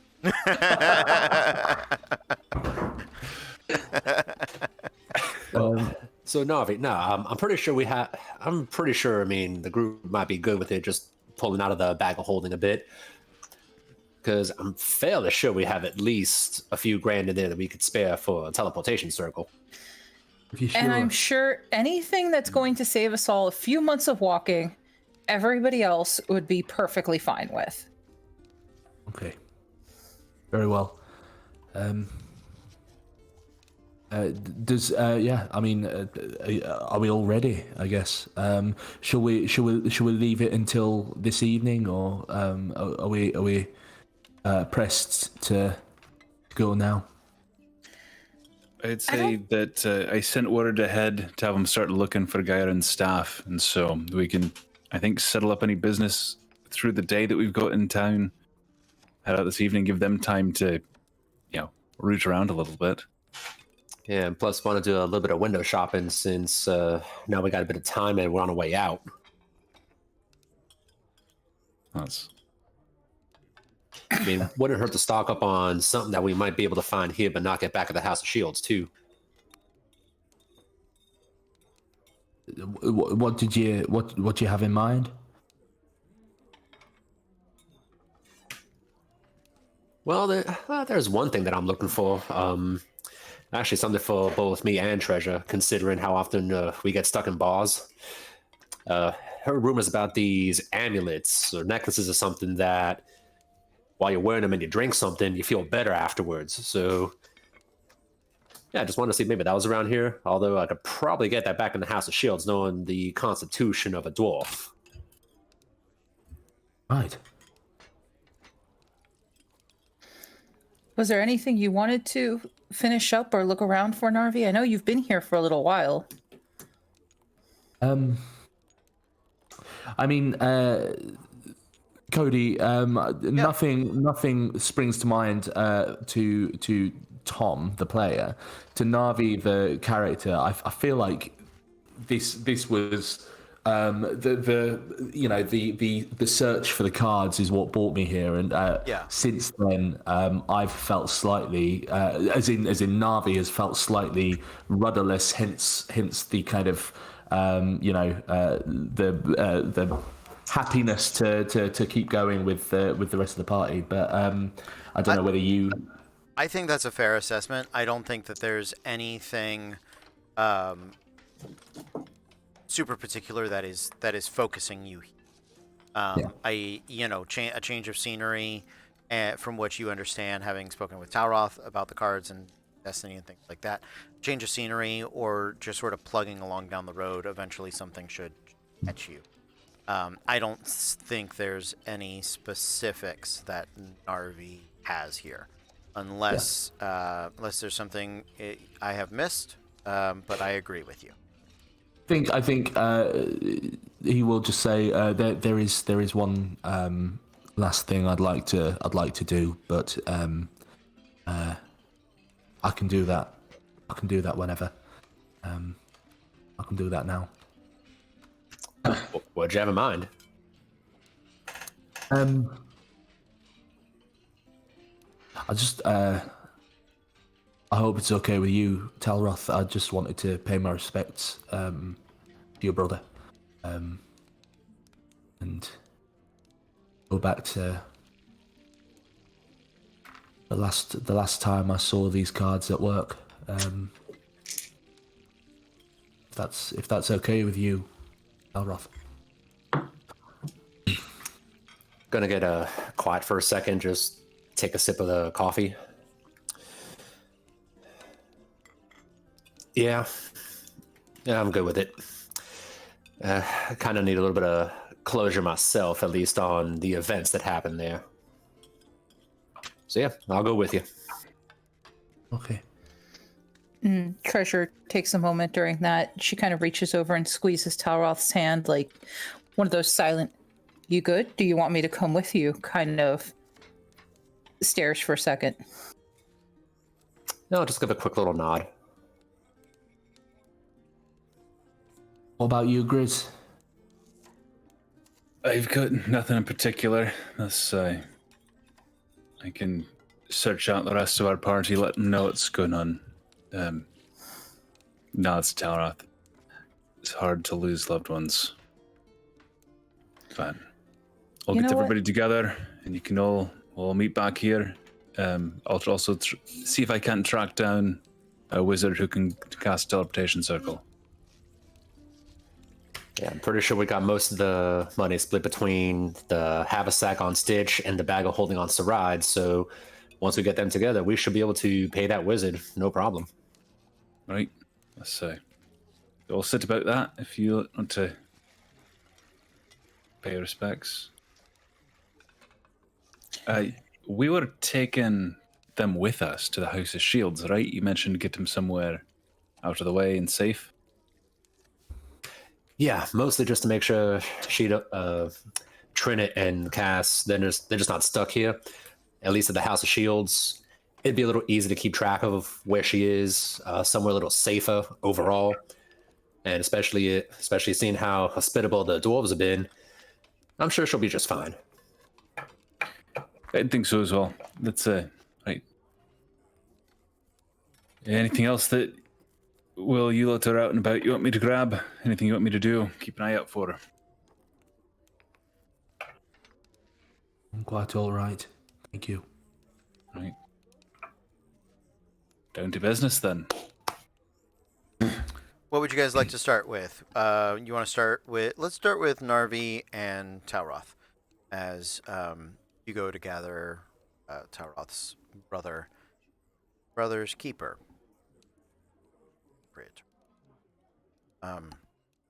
You guys make your way back to where Talroth that Tilly is nestled in. You know, she does have an apartment.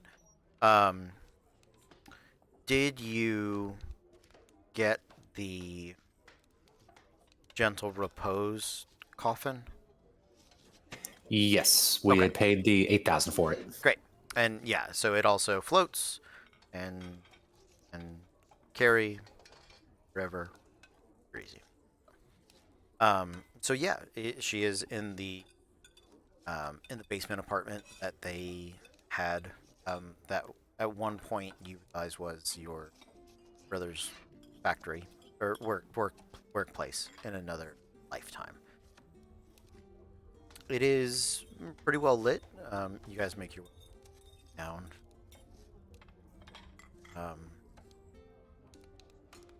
Copperhead. Hi. It's really great. Working really, really. It's no trouble at all. It was at least the least that I can do to at least try to help with things. I'm sure you're gonna help. Thank you. I really appreciate it. Hi. I know we didn't get to talk a lot last time you were. It's nice to meet you. I'm Tilly. Good to meet you too. I'm Navi. And I think you Talroth, you kind of probably see a bit of a marked difference between the Navi that you have been around and the Navi that is kind of being shown here to the kind of grieving person. Do you know what I mean? I think there's a level of kind of sympathy and more pressingly empathy for her in this kind of sort of horrible stasis kind of thing. And I think there's a genuine smile, still kind of ghoulish on Navi's face, but and he sort of looks at her and sort of says, "How are you?" I'm well. Little stir crazy. If I'm being honest, this is probably the longest I've been in one place for any length of time. I mean, not since we left the village. And I just so much happening out in the city, such abundance, and I know that that if he that Cass would be over them. excitement and trying to get on an expedition, or there's a lot going on, and I know. He will. Yeah, no, He's just in the next room at the moment. He'll come back. And I kind of, I think Navi's original plan was to give it to pop it on Kaz's sort of coffin, but he kind of reaches into a pocket and sort of takes his hand and places it on top of Tilly's Tilly. And sort of places something in there, and he sort of says, "There's not much I remember, but that which I do knows that there's a lot in symbols that can hold us, keep us." Kind of looks up and says, "Made this from some coins that magically found their way into my being, onto my person. If they have that magic, they might have a little extra magic to give you too." And he kind of places like a small, he's kind of, you can see that he's kind of quite hastily like heated and kind of pressed the gold coin into a small sort of like golden kind of pendant type thing that he's put on a leather strap, a leather cord, with a small rune in it. He says, "The rune is a protection rune. I don't have the magic of some of the people in this city, but I've always found that there's a certain amount of magic that a small amount of magic in the mundane too. Keep it with you. It'll keep you safe." And he kind of looks at her for a second and does his characteristic shuffle off over into the corner of the room where the first sort of magic circle, the card kind of bargain took place. Sits down there for a sec. As you shuffle away, she definitely gives. And realizing that you're a little focused elsewhere doesn't go to great lengths to tell she is appreciative, as a great amount of gratitude to offer. And while Narvi shuffles off, I'll just kind of quietly talk to Trilly on the side and just explain that we are going to be leaving town soon, but we do want to take her and Cass to a safe place, somewhere where she can get out a little better and explore a little bit. Yeah, I trust you. If you think there's somewhere safer than Kirtayan, absolutely, yeah. I'm ready to go when you are. I'll pack up a few things and. Well, we're all going to be meeting up at the Little Empire shortly. We're just working at the means of transportation. Just need to find a wizard good enough to cast a teleportation circle, and he'll pop us over to the House of Shields. We'll get you set up. We'll explain the situation to them, and they will take perfectly good care of you. Okay, sounds good. And she, that's about getting herself ass ready. Over to Grizz. And Treasure, are you with Grizz, or where are you with Stu, or by yourself? She had gone with those two for a bit, but during some of that, hearing some of that, mentally reliving some of that, she would have actually excused herself part of way through it. It would have gone to try to find a bakery in town to see if there's anywhere in town that maybe serves or makes baklava. Sure, make me an investigation check.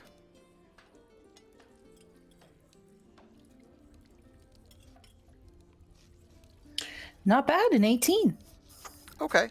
Yeah, I'm gonna say that that there is a specialty baker that can make that for you. Yeah.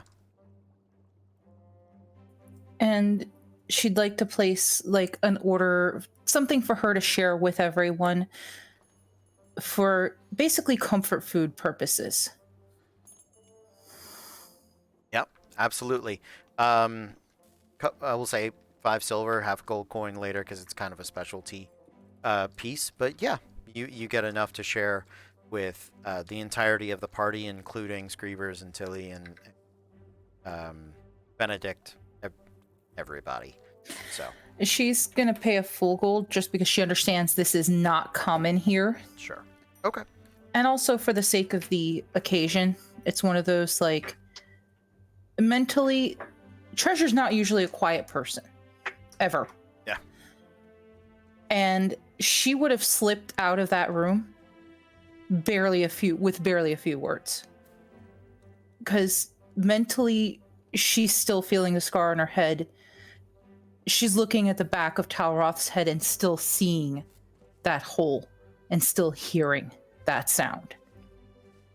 And she would have wiped her eye a little bit, excused herself, and just left. Okay. Grizz, you are looking for a wizard and I guess a magic shop essentially. Why don't you roll me a investigation check?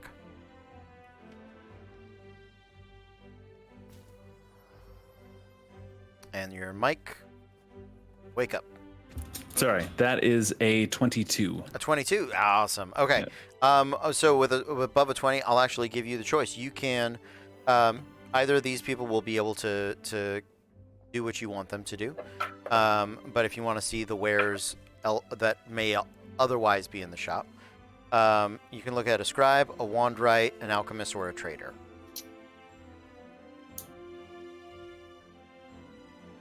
Probably a trader. Yeah. Right? Okay. Yeah. Yeah. That's more general goods. It's you're gonna have a wider variety of stuff there. Okay. So yeah, you make your way over to Helcha's Emporium. It is this building that is 2-story with these rich dark woods making up much of the exterior of the building. The windows are stained and held in place with like lead rivets and the very fine sort of murals, I guess. It's not really depictions, right? Like stained glass, like art of magics and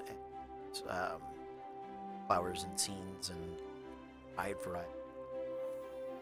Awesome light-based art. You know? So she, as you make your way in, you see Helcha. She is oddly a little thin for a half-orc, like wiry, right? Most half-orcs, come in, broad and broad-shouldered and because her frame is just a little slight, she's not unhealthy, but her head looks just a little too big for her body.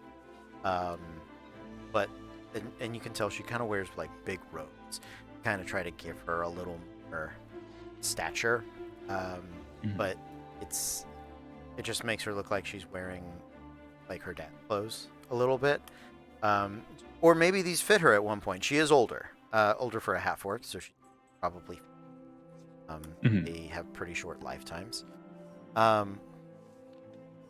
So yeah, as you come in, the walls are lined with all sorts of some weapons, some bits of armor on stands over on the far sides. There are a couple of potions and some scrolls in a glass case in front of her. She is standing behind a cashier's counter. As the door rings when you make. Hello. Oh, good day. They're doing well. I'm losing my accent immediately. I understand. Say, I am I'm looking for somebody with the means to cast a transportation circle, and a few very lovely folks around town. Give me directions to your shop, young lady. Oh. You are quite the talker, and I do. You know, they say a dwarf's tongue is as silver as that they mine. Thought it had something to do with lead and heavy, but either way. We are a very smooth people. Come on. Give me credit for trying here. All the credit. Yes, I am Helcha, and I in fact can cast that particular spell. That is excellent to hear. I also, just on a side note, you have a vast array of impressive goods. One of my companions mentioned, he said he wanted an amulet that helped him drink with the constitution of a dwarf. That was really all that I got from that. I don't know if you have anything along those lines. Some amulet for a drunkard, if you would. Tauroth, what is this item? I know what I'm looking for. Nope. Grizz got it. Amulet of the Drunkard. Amulet of the Drunkard. All right. What rarity is it at? It's uncommon, actually. Uncommon? Okay. Yeah. Go ahead. Yeah, I would have explained to him just looking for an amulet like that, and maybe a tankard that can just fill itself up. So a tankard of plenty, which is a common item. Okay. So she's not going to have the tankard, but there is a good chance she has the amulet. Somebody roll me a percentile. We're looking for something above a 30%. The one in the shop, so let's see what... I got 100. Okay, yeah, you can have that. And Grizz, what does your little dwarven heart in magical item form desire? Well, I've got my little wish list here. Let's see. Honestly, my favorite magical item of all is the immovable rod. The immovable rod. Okay. It's my absolute favorite magical item. Okay. My little dwarf heart.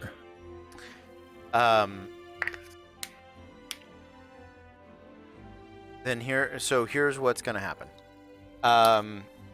She does have the amulet of the drunkard, and she goes back to sort of get it. And as you guys continue your friendly, flirty banter, you for a dwarf and an old orc, you guys hit it off amazingly well, even if it is not a romantic or sexual attraction, like fast soul friends, right? What is the rarity of the immovable? It's uncommon as well. Is it uncommon? Okay. Yep. Absolutely. So, you guys you have such an amazing afternoon. We're gonna say you probably spend 2 hours that feel like 2 minutes just talking.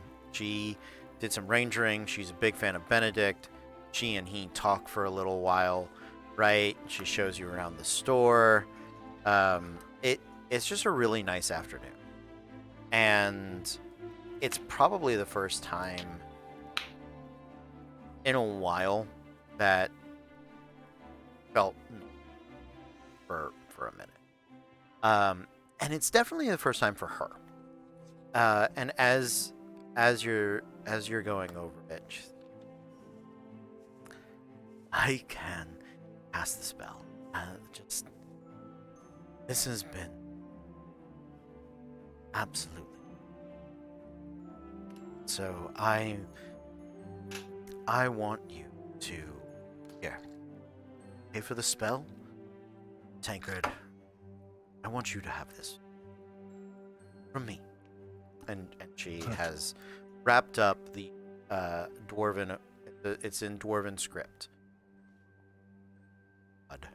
Specifically, once crafted by dwarves. She bought off of some raiders that doesn't know how got it, but there's a moment of recognition. She is to give that to you.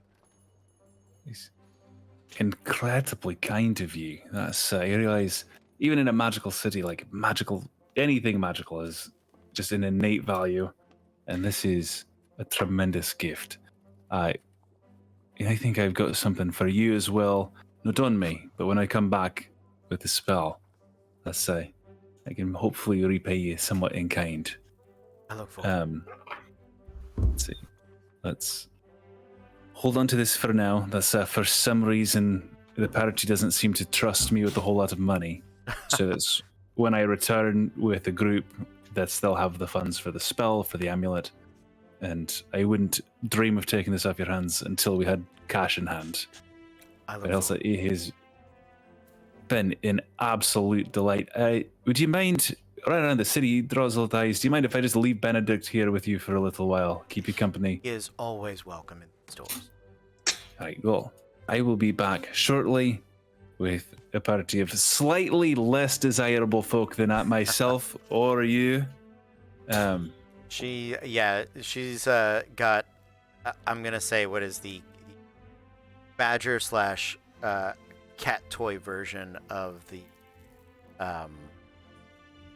arms of Bolaro, the orb that binds, so he's kind of batting it around, and it'll unwrap and catch one of his claws, and he's like, no, right, and it's a good time. So absolutely, yeah, she is. You get the feeling that most people probably in the city don't spend a lot of time with her. She doesn't have a lot of social interactions. So for her to have all of this stuff, she probably owns this building. Coin's not a problem. Just somebody being nice to her and talking with her in the afternoon. Worth it. So. This is Macaulay Culkin and the Pigeon Lady. A little bit, yeah. If the Pigeon Lady was, wealthy and dripping in magic items, sure. And absolutely. Technically younger than Macaulay Culkin. Yeah. Oh, dear. Perfect. Sorry, I'm making sure I get notes on her and her name. Yeah, and then probably a couple more minutes of just that, even though you say goodbye, when you spend a few minutes just still talking and saying goodbye several times. Of course. Make his way out and kind of head back to the little empire to meet back up with everybody. Good. Yeah, so that is Helcha Alfild. A full name. Okay. And it's Helcha's back here. Want to find her again. But you guys gather back up at the Little Empire, baklava in hand, place of a shop. Promise special item.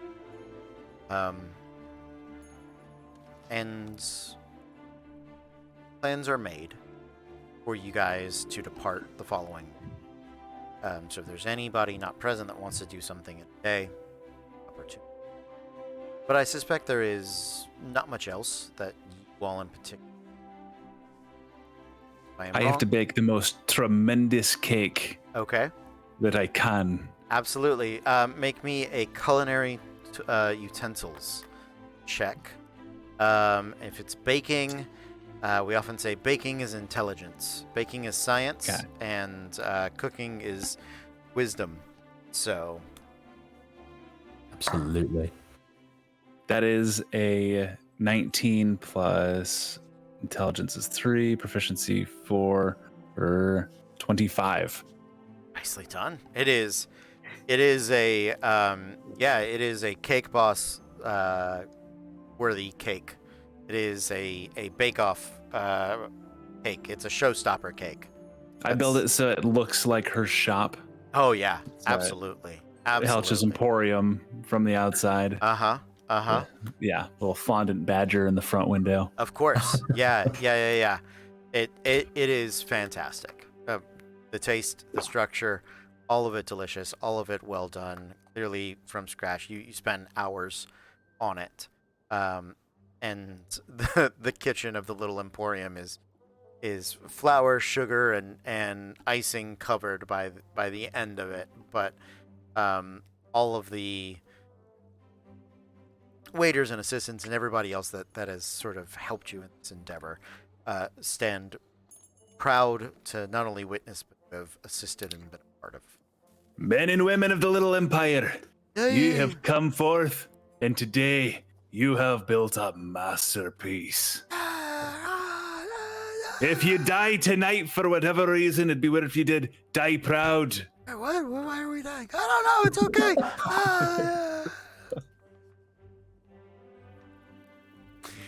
It's a good day. Very, very good day. So, with loose ends tied up, and as the cake is delivered, Elchis, you $350 for the drunkard's amulet drunkard.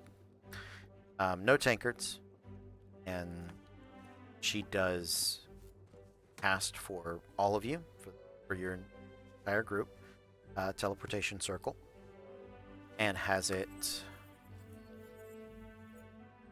back of her shop. See, it's her workshop. You guys do in instant and flash arrive back within the House of Shield, deep underground mountains northeast, and it leaves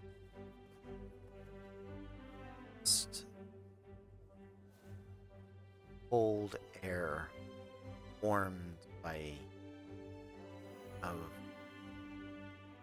earth crust beneath, drips of lava, fire, thump, so gentle, more like stone fire giants that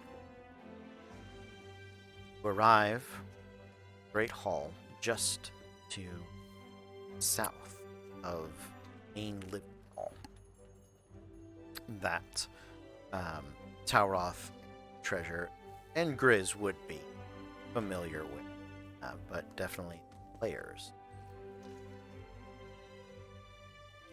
can see that is that wide open area that for a while the entirety of the House of Shield's population had sort of moved to and it is busy.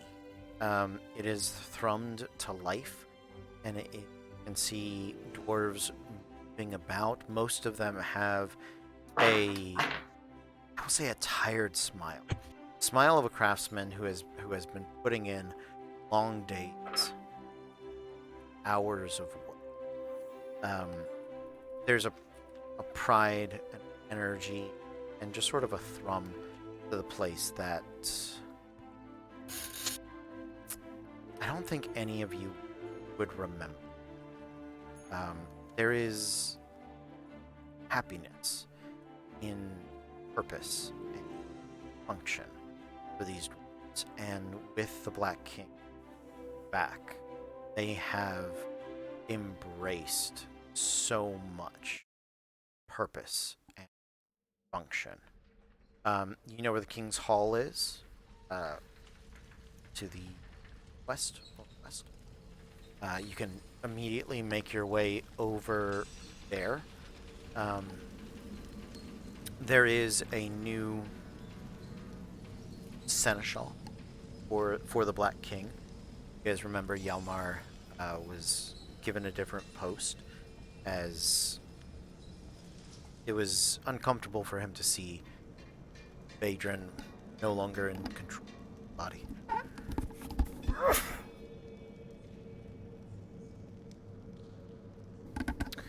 Bless you. Thank you. Thank you very much.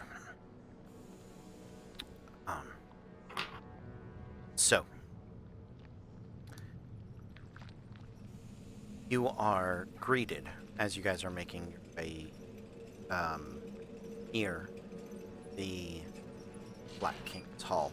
Are you making any other stops first, or are you just sort of going to report in right away? It's up to you guys. You were expected, but there was no, unless you sent another message to tell them how you were arriving. They're just expecting you at some point. I probably would have taken a second to get Trilly and Cass set up in like a little, an inn somewhere. Absolutely, yeah. And for the heroes that had resurrected the Black King, there are homes and apartments of status and stature, larger than normal dwarves would usually make. You guys have been made comfortable places for creatures of your height, stature, including all the way up to Thousand. So everybody's going to fit and be comfortable, right? That was done probably before you guys left for Cardian, in those months that you guys were hanging. So yeah, you are welcomed back to the houses of, and brother, really, there you can set up. Anyone else up to something? So Grizz probably doesn't stay with the party while they're here. Right. He checks in with his commanding officer and goes and stays in the barracks. Yeah, and the barracks are. You can tell immediately they're in some ways a little emptier. They're in some ways a little fuller. A lot of the veterans, a lot of the scouts and soldiers that you trained with are out in assignment, but there is a fresh group of recruits, young and old, have all come. A lot of surface dwarves, a lot of hill dwarves, who have heard of the return of the Black King, a lot of disparate plans that were broken at the fall of the Black King, who have, over the past 6 months, been making their way to the House of Shields, pilgrimage, to join the kingdom. And it is busy. You are an officer, a petty officer perhaps, but an officer nonetheless. You have a semi-private, which is now private. Had probably a bunkmate that you split a decent size. But he is out on assignment, and so when you come, it's a little empty when you make your way to your room. His stuff is gone and packed up, clearly, and Yeah.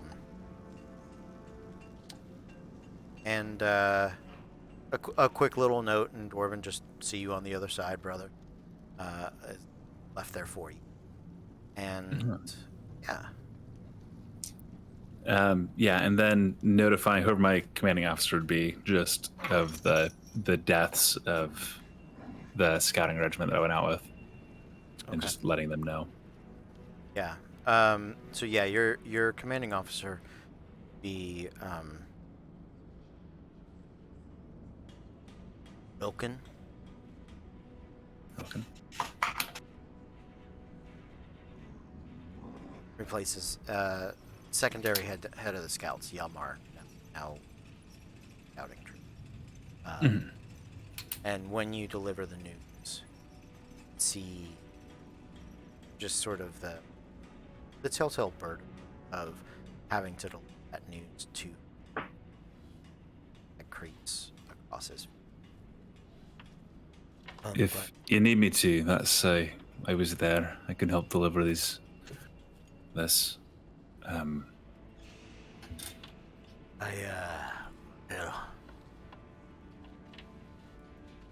here for that if you want to come with me. Together. I'd like to do this last thing for him. Good man. All right. Take care of it. You can see he begins crafting letters. It's gonna take him. It's a tomorrow chore. It's gonna take him time. Craft the letters to. That maybe you don't, but definitely now they all get signed by the Black King.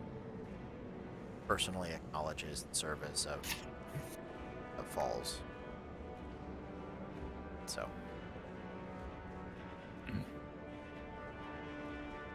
Treasure, Narvi?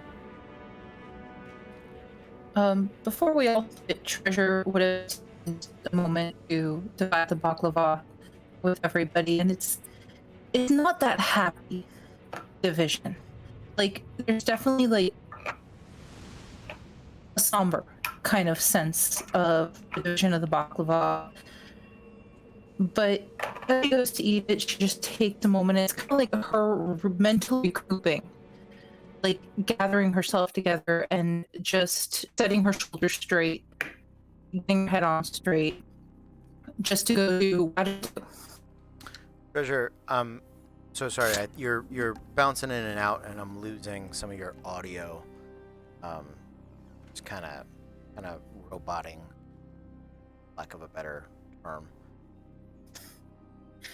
I'm seeing I'm having some connection difficulties here. Okay, yeah, that started to help after him. So. Okay, but what she would have done was it would have been more somber kind of division of the baklava, letting everybody have a piece, kind of get her shoulders straight, have a piece herself, but with that piece kind of take him, set her shoulders, and kind of nose to the grindstone and focus. Absolutely. Narvi, this is a bold new world for you. Absolutely. I think immediately the sort of not being able to see the sky is an unsettling kind of a place for Navi to be, I think, suffice it to say. But the energy that he kind of loses, I suppose, from, or the nervous energy that he gets from being in a confined, like a large room, though it is still a confined space, as it is. I think he puts in to just drinking in every single aspect of this place. I think essentially he does what he always does, in that he's scouring the environment for any sign of recognition, for any sign of kind of any semblance of memory, any sign of home, really. That's kind of the first time he gets anywhere, I think, is just that kind of right. The sort of checklist of things that I can remember. Sure. Does this fit any of the bills? I would say this one doesn't. Yeah, no. You were much more. Wow, you wouldn't have thought it, but you were probably more at home in Cardaean. Yeah. The variety of races, and there's clearly a Fey or Elven bent to the population there. But this is industry and stone and echoes, and so you at least can check off the House of Shields as a place you did not come from.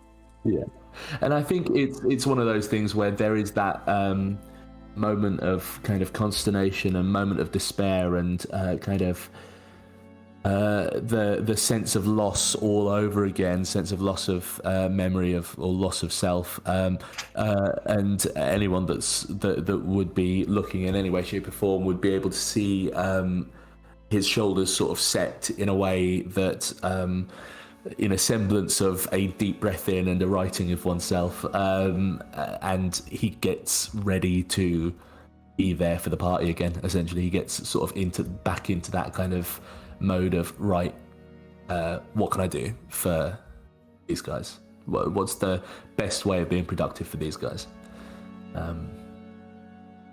Yeah. Yeah, that sounds good. So, days and nights are different in the Dwarven Kingdom, operating on 6-hour shifts.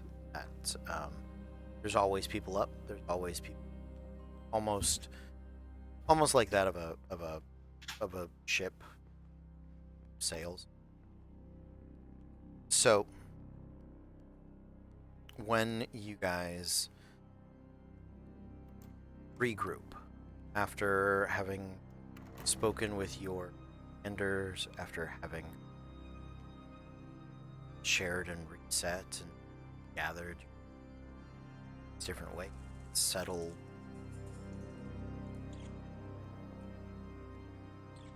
you guys are ready back. Black King, if you can, or with the Seneschal, whose name I just said and have already forgotten. I think was he Yalar? No, I think he was the old one. Yalmar's the old one. I know Rilken was my direct supervisor, Yes. but the one above him, I didn't write down. Did it start with a T? Tremor or something? Traymar? That's off. That's not right. Yeah. Yeah, we can go with that. Right. Brilliant. Valiant. Yeah,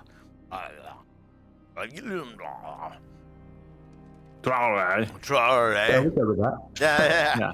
I'm glad that you're on board with that one. That's good. Yeah.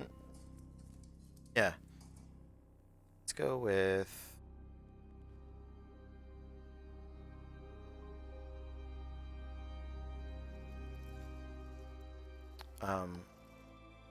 apologize. It broke. I wrote down everything else and then the one name. The and one thing there. Of course.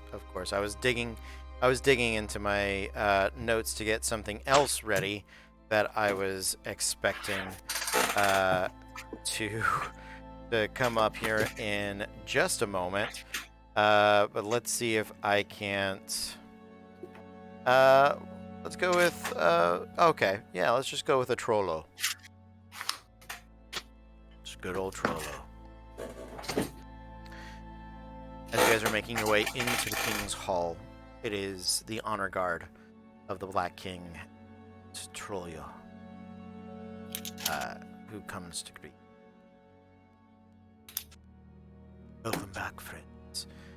We do appreciate your efforts. I've been told that you've brought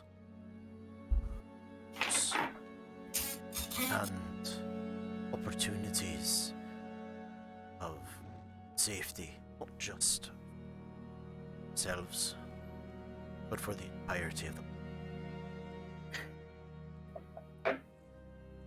Come, I'll escort you down.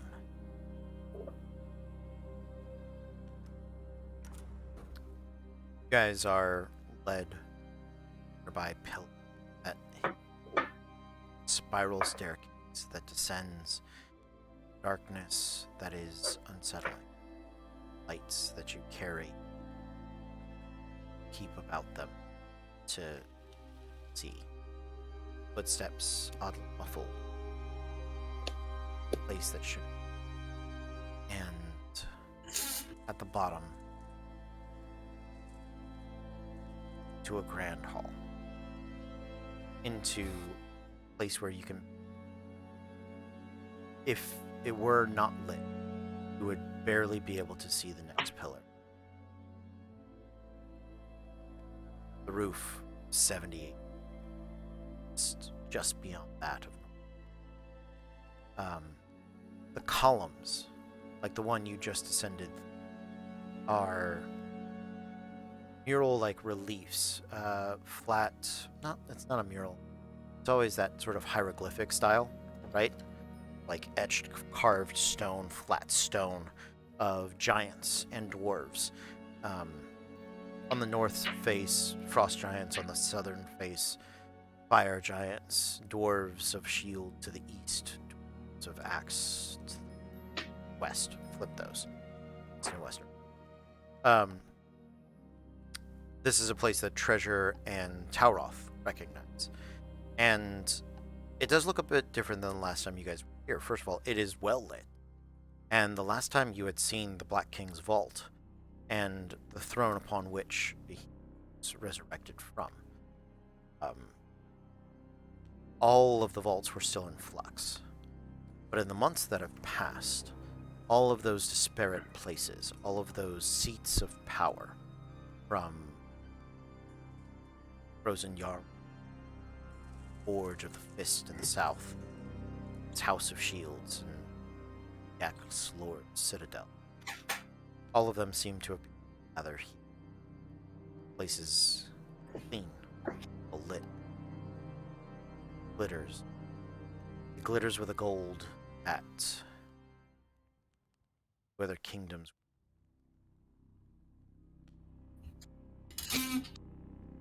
Craftsmanship. Earthly.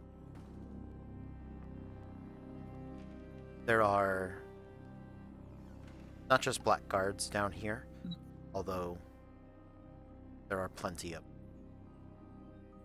There are also workers. You can see the coffers of the Black King being sorted, counted, and through almost like a dumbwaiter, or like a miner's belt of carts, right, being raised up the city above.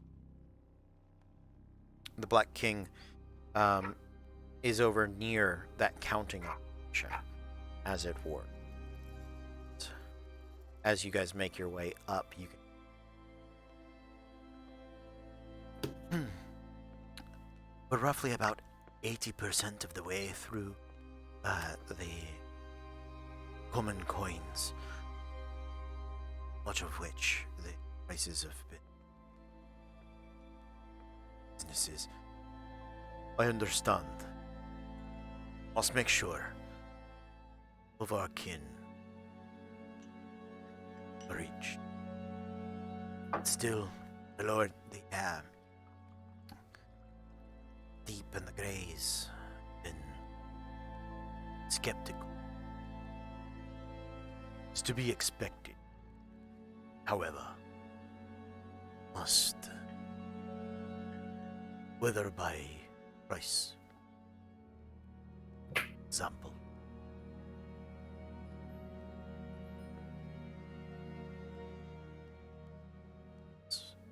Stand you is the only of.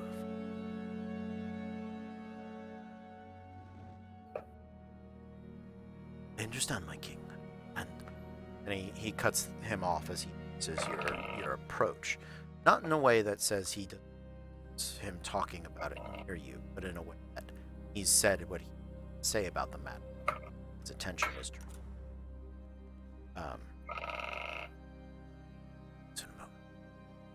My friends, welcome. Vault itself is, well, definitely under. I hear you have reports for me, and I look forward to hearing. Please, come with me. And he turns and leads you back beyond the throne, the large, extremely well etched. In fact, you think you saw this table upstairs before. That's the one that had the map on it. Except it seems to have been expanded. Some chairs have been added. But it looks like he does more of his business out here. And so he offers you all seats, and he takes up one for himself. So, what is it that you have to report? What is it that you have to report? I'm repeating myself because I got afraid, went too deep, and then people. That's happened in the past. The entire time, like when the Black King like turned towards them, Grizz like dropped into a bow, did all the Of like course. that stuff. He is not a hero of these people necessarily, and is just kind of sitting quietly, like head kind of bowed.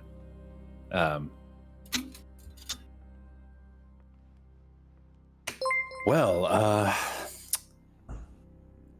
do you want the long story or the short story? I want the most effective story.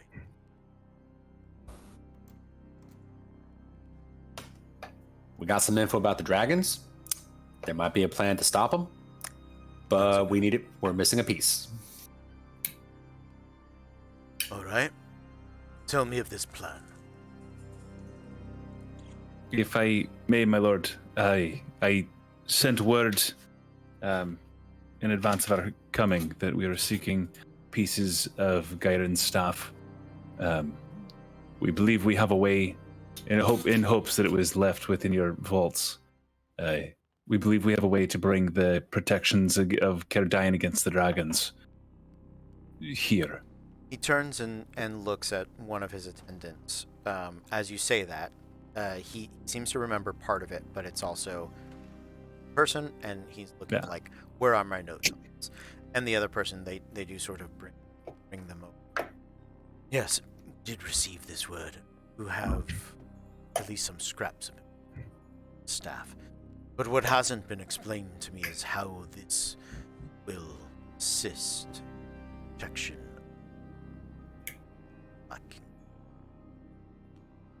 The magics themselves, I'm not particularly versed in, but those same wards that prevent dragons from maintaining a draconic visage or entering the city of Cerdian, Gyron's staff is a key instrument in the creation of those wards. With those wards enacted around the House of Shields, near keep, dragons would not be able to enter, at least in their draconic forms, to the best of my knowledge. My lord. Good. For assistance sake, I'm going to any of the other party members can explain the system of bells that's utilized to protect the city of Cerdian. And I think you guys know this. I've said it. Their piece of the staff of Cerdian is staff of Gyron, is in the mallet that bells.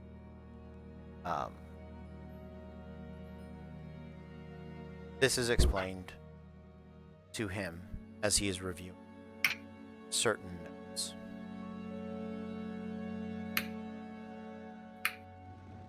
This is good information.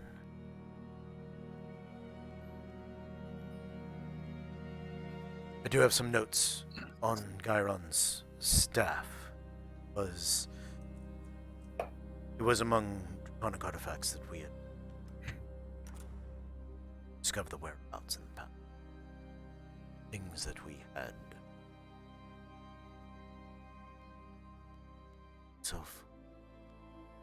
still sorting through. However, what I find concerning is the potential limits of its magic. A single piece seems to be powerful enough to cover a city. It's far along. As he's talking, I'm gonna lean over to Treasure and just quietly whisper in Infernal. Should we mention the orb? And she nods. She was going to. She was just waiting for. All right, I'll just kind of put my hand on her shoulder and squeeze slightly and just let her go. Or let her do it. Your Majesty, while we were uncovering this information, there was a plot by a dragon, and I was personally there. And she kind of searches her memory, for what she knows of magical terms. A Silmaraculium. Simulacrum. Thank you. And he was building this, and she, kind of carefully pulls out the orb. You go to reach. So the orb was in which bag? Bag of holding. Was it? I believe it was in the bag of holding, or the haversack. It was one of the two. Thought it was in the haversack. Okay. You go to reach in, and if I am not mistaken, what else is in the haversack? Cafe? Okay. Aside from cafe, I think we had some miscellaneous weapons. The rope of climbing was usually in there. It wasn't your yes. Caitlin just messaged me. It was in the haversack. That's what I thought. Okay. And I do believe you looked up if it would hurt anything. It wouldn't hurt anything that's in there, but cafe is the Marid that is sentient, lives in your haversack. Not mistaken, and have acquired herself a sonic orb.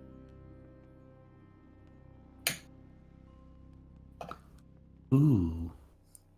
Treasure, you reach in to grab it. Kind of feel around.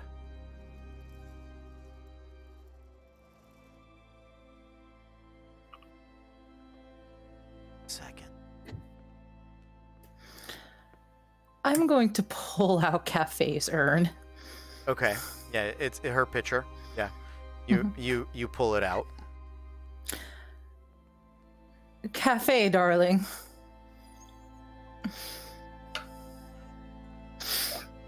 There's no response. Did she? Pretty please, Cafe. You know she's in there, but there's no response. Your Majesty. And she's gonna set the pitcher down and just put her hand on top of it. There's a stopper on the pitcher. Like if you want to look in there, you can, but you have to pull the stopper to look in. She's gonna pull the stopper Okay. slightly. You look down, and there's definitely. I love this. And it's like looking in the genie's lamp, right? But it's like the I Dream of Genie lamp. She's got her circular 60s, 70s sex couch happening, but she's definitely hidden in the corner, trying to not let you see her. Cafe, our sweet, adorable Cafe, I am aware you are in here.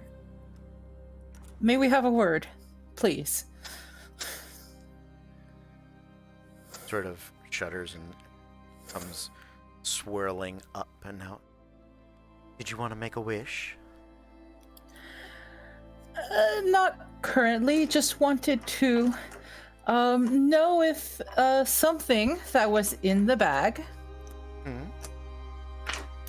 had come into your possession. Something kind of shiny. So you wish to know if something that was in the bag has come into my possession? Cafe. It's a fair Your wish. Majesty. Your Majesty, if I may introduce you to Cafe. Right. And she sort of wheels about. I didn't presence of loyalty.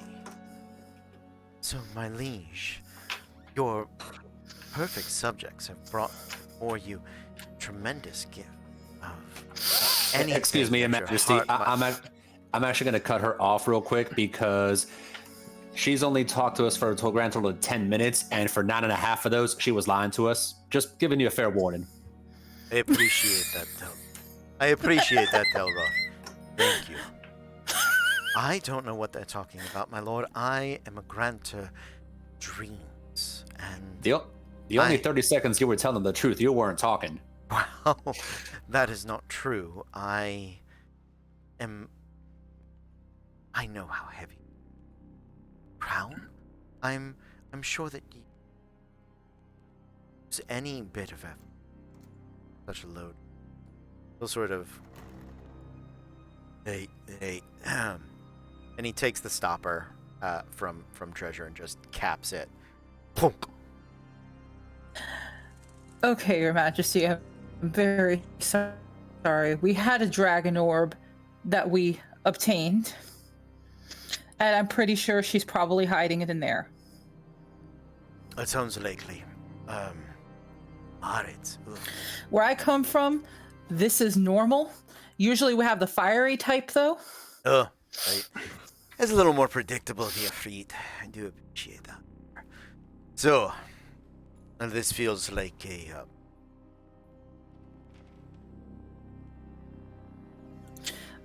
yes, there was a dragon orb involved. They were trying to make one, probably to try to summon things into Cardian.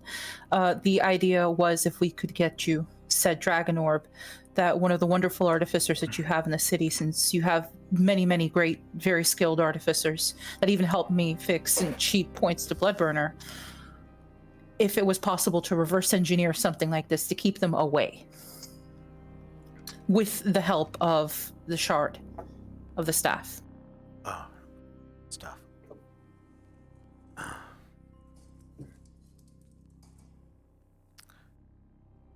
He's going to make a Arcana and a History check for himself, which is both actually, as an immortal.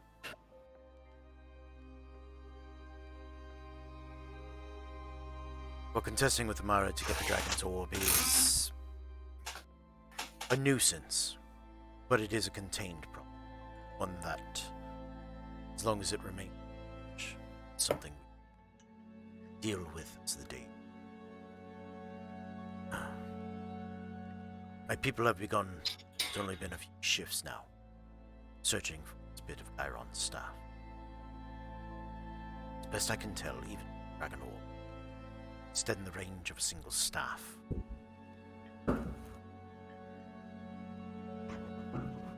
Still not a single place, perhaps the House of Shields. That would leave both the Fist of the Four, the Axe Lord Citadel, those in your susceptible. Abandoning my people, though they forced me to do in the past, is something that gnaws at me. It's not something I am interested in doing. Seeing as that is either acquire pieces in the that we spend each of our primary or a more permanent deterrent dragon.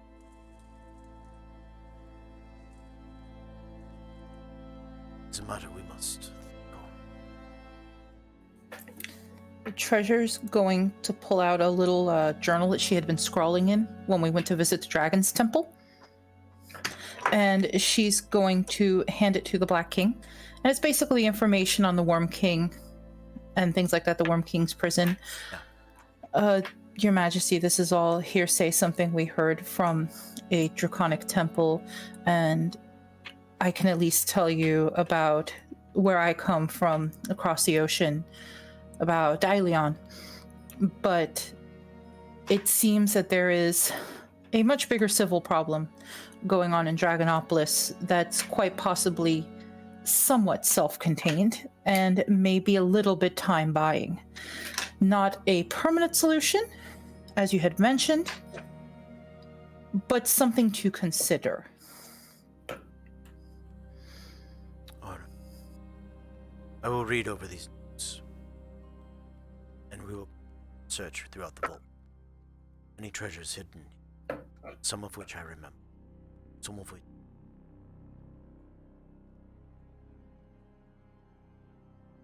Ray. Staff. I would actually like all of you to roll me a percentile.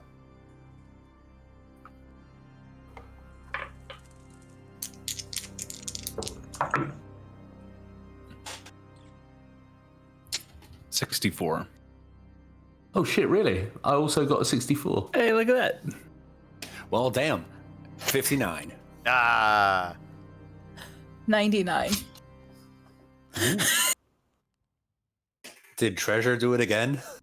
I don't know, because apparently I can't roll in the middle. so there are 10 pieces, 4 of which the location is relatively. So I was going to ask you guys to roll anything above 90. So last 6 pieces. See if one is here.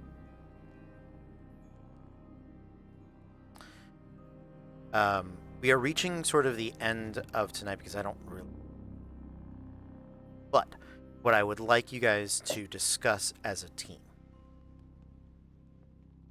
One piece of the Staff of Gyron can be used to protect essentially one hex on the map. One base. One. Right. Still will take time. You have the forge. That's a great place to build these bells. The mallet. All of that sort of stuff. One of the things you do know is that once you see it, and I'll go ahead and tell you guys this ahead of time so you can have time over think about what to do. The A staff piece lead you to another. You don't know necessarily where or how far that will be. So, Question for the DM. yes. Is it possible that staff pieces may not be on this plane? The staff will indicate that. Yes. Yeah. That is something you will potentially know. Yes. Okay. Right. So, Black King suggests, or true question is, we wish to spend our time and energy questing for these lost relics, enough that we might create safe bubbles for each of our growing cities. We are able to retake this to the full. Where the Fae, formerly Feywild, have taken up Frozen Jarl. Worse, claiming that citadel. Each of these places require protection. Each of these places under threat of dragon. But it sounds also as there is hominid dragon kind. Perhaps dispose of this for them. They might, with plausible and a lack of political.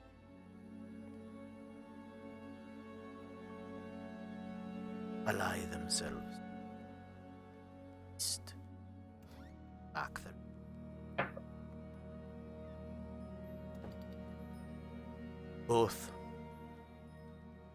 both strong possibility. Each of this strengthens our kingdom, as does repairing the world. None of these is a disservice to our man. It's you, Said. This course of action. So, you guys can absolutely go questing for more of the Staff of Kerdian. You have one piece. You have a safe haven. Oh, I apologize. I didn't realize I was cutting out. Thanks for letting me know. I'll just go ahead and recount in not the deep voice. One staff will protect one place. You can go questing for other pieces of the staff. Very strong, very powerful. Good quests, good times. You can go to Dragonopolis and attempt to put to rest some of this Prince of Fang and Claw. You can also help the Feywild and help strengthen the defenses of the Frozen Jarl north. And all of these things are going to improve Black Kingdom. And all of these things are going to help defend its home. So, I think it's a very good conversation for you guys to have over this next week. Is there anything else you guys think that your party might be interested in doing?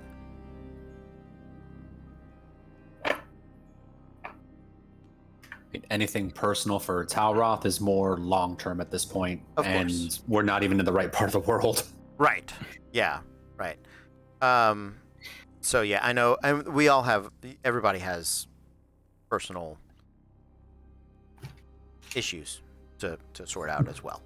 But I think what sort of quest you guys want to do next is really up to you.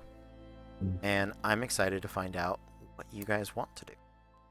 So, I think with that said, we are going to call it a night. Thank you guys so much for hanging out with us. I hope you guys had a wonderful game. I enjoyed it. I enjoyed all the little talky bits. It was a good time. So we're going to say goodnight. Thank you guys. We will see you next time. But till then. Cool. All right. Oh, I should have done that.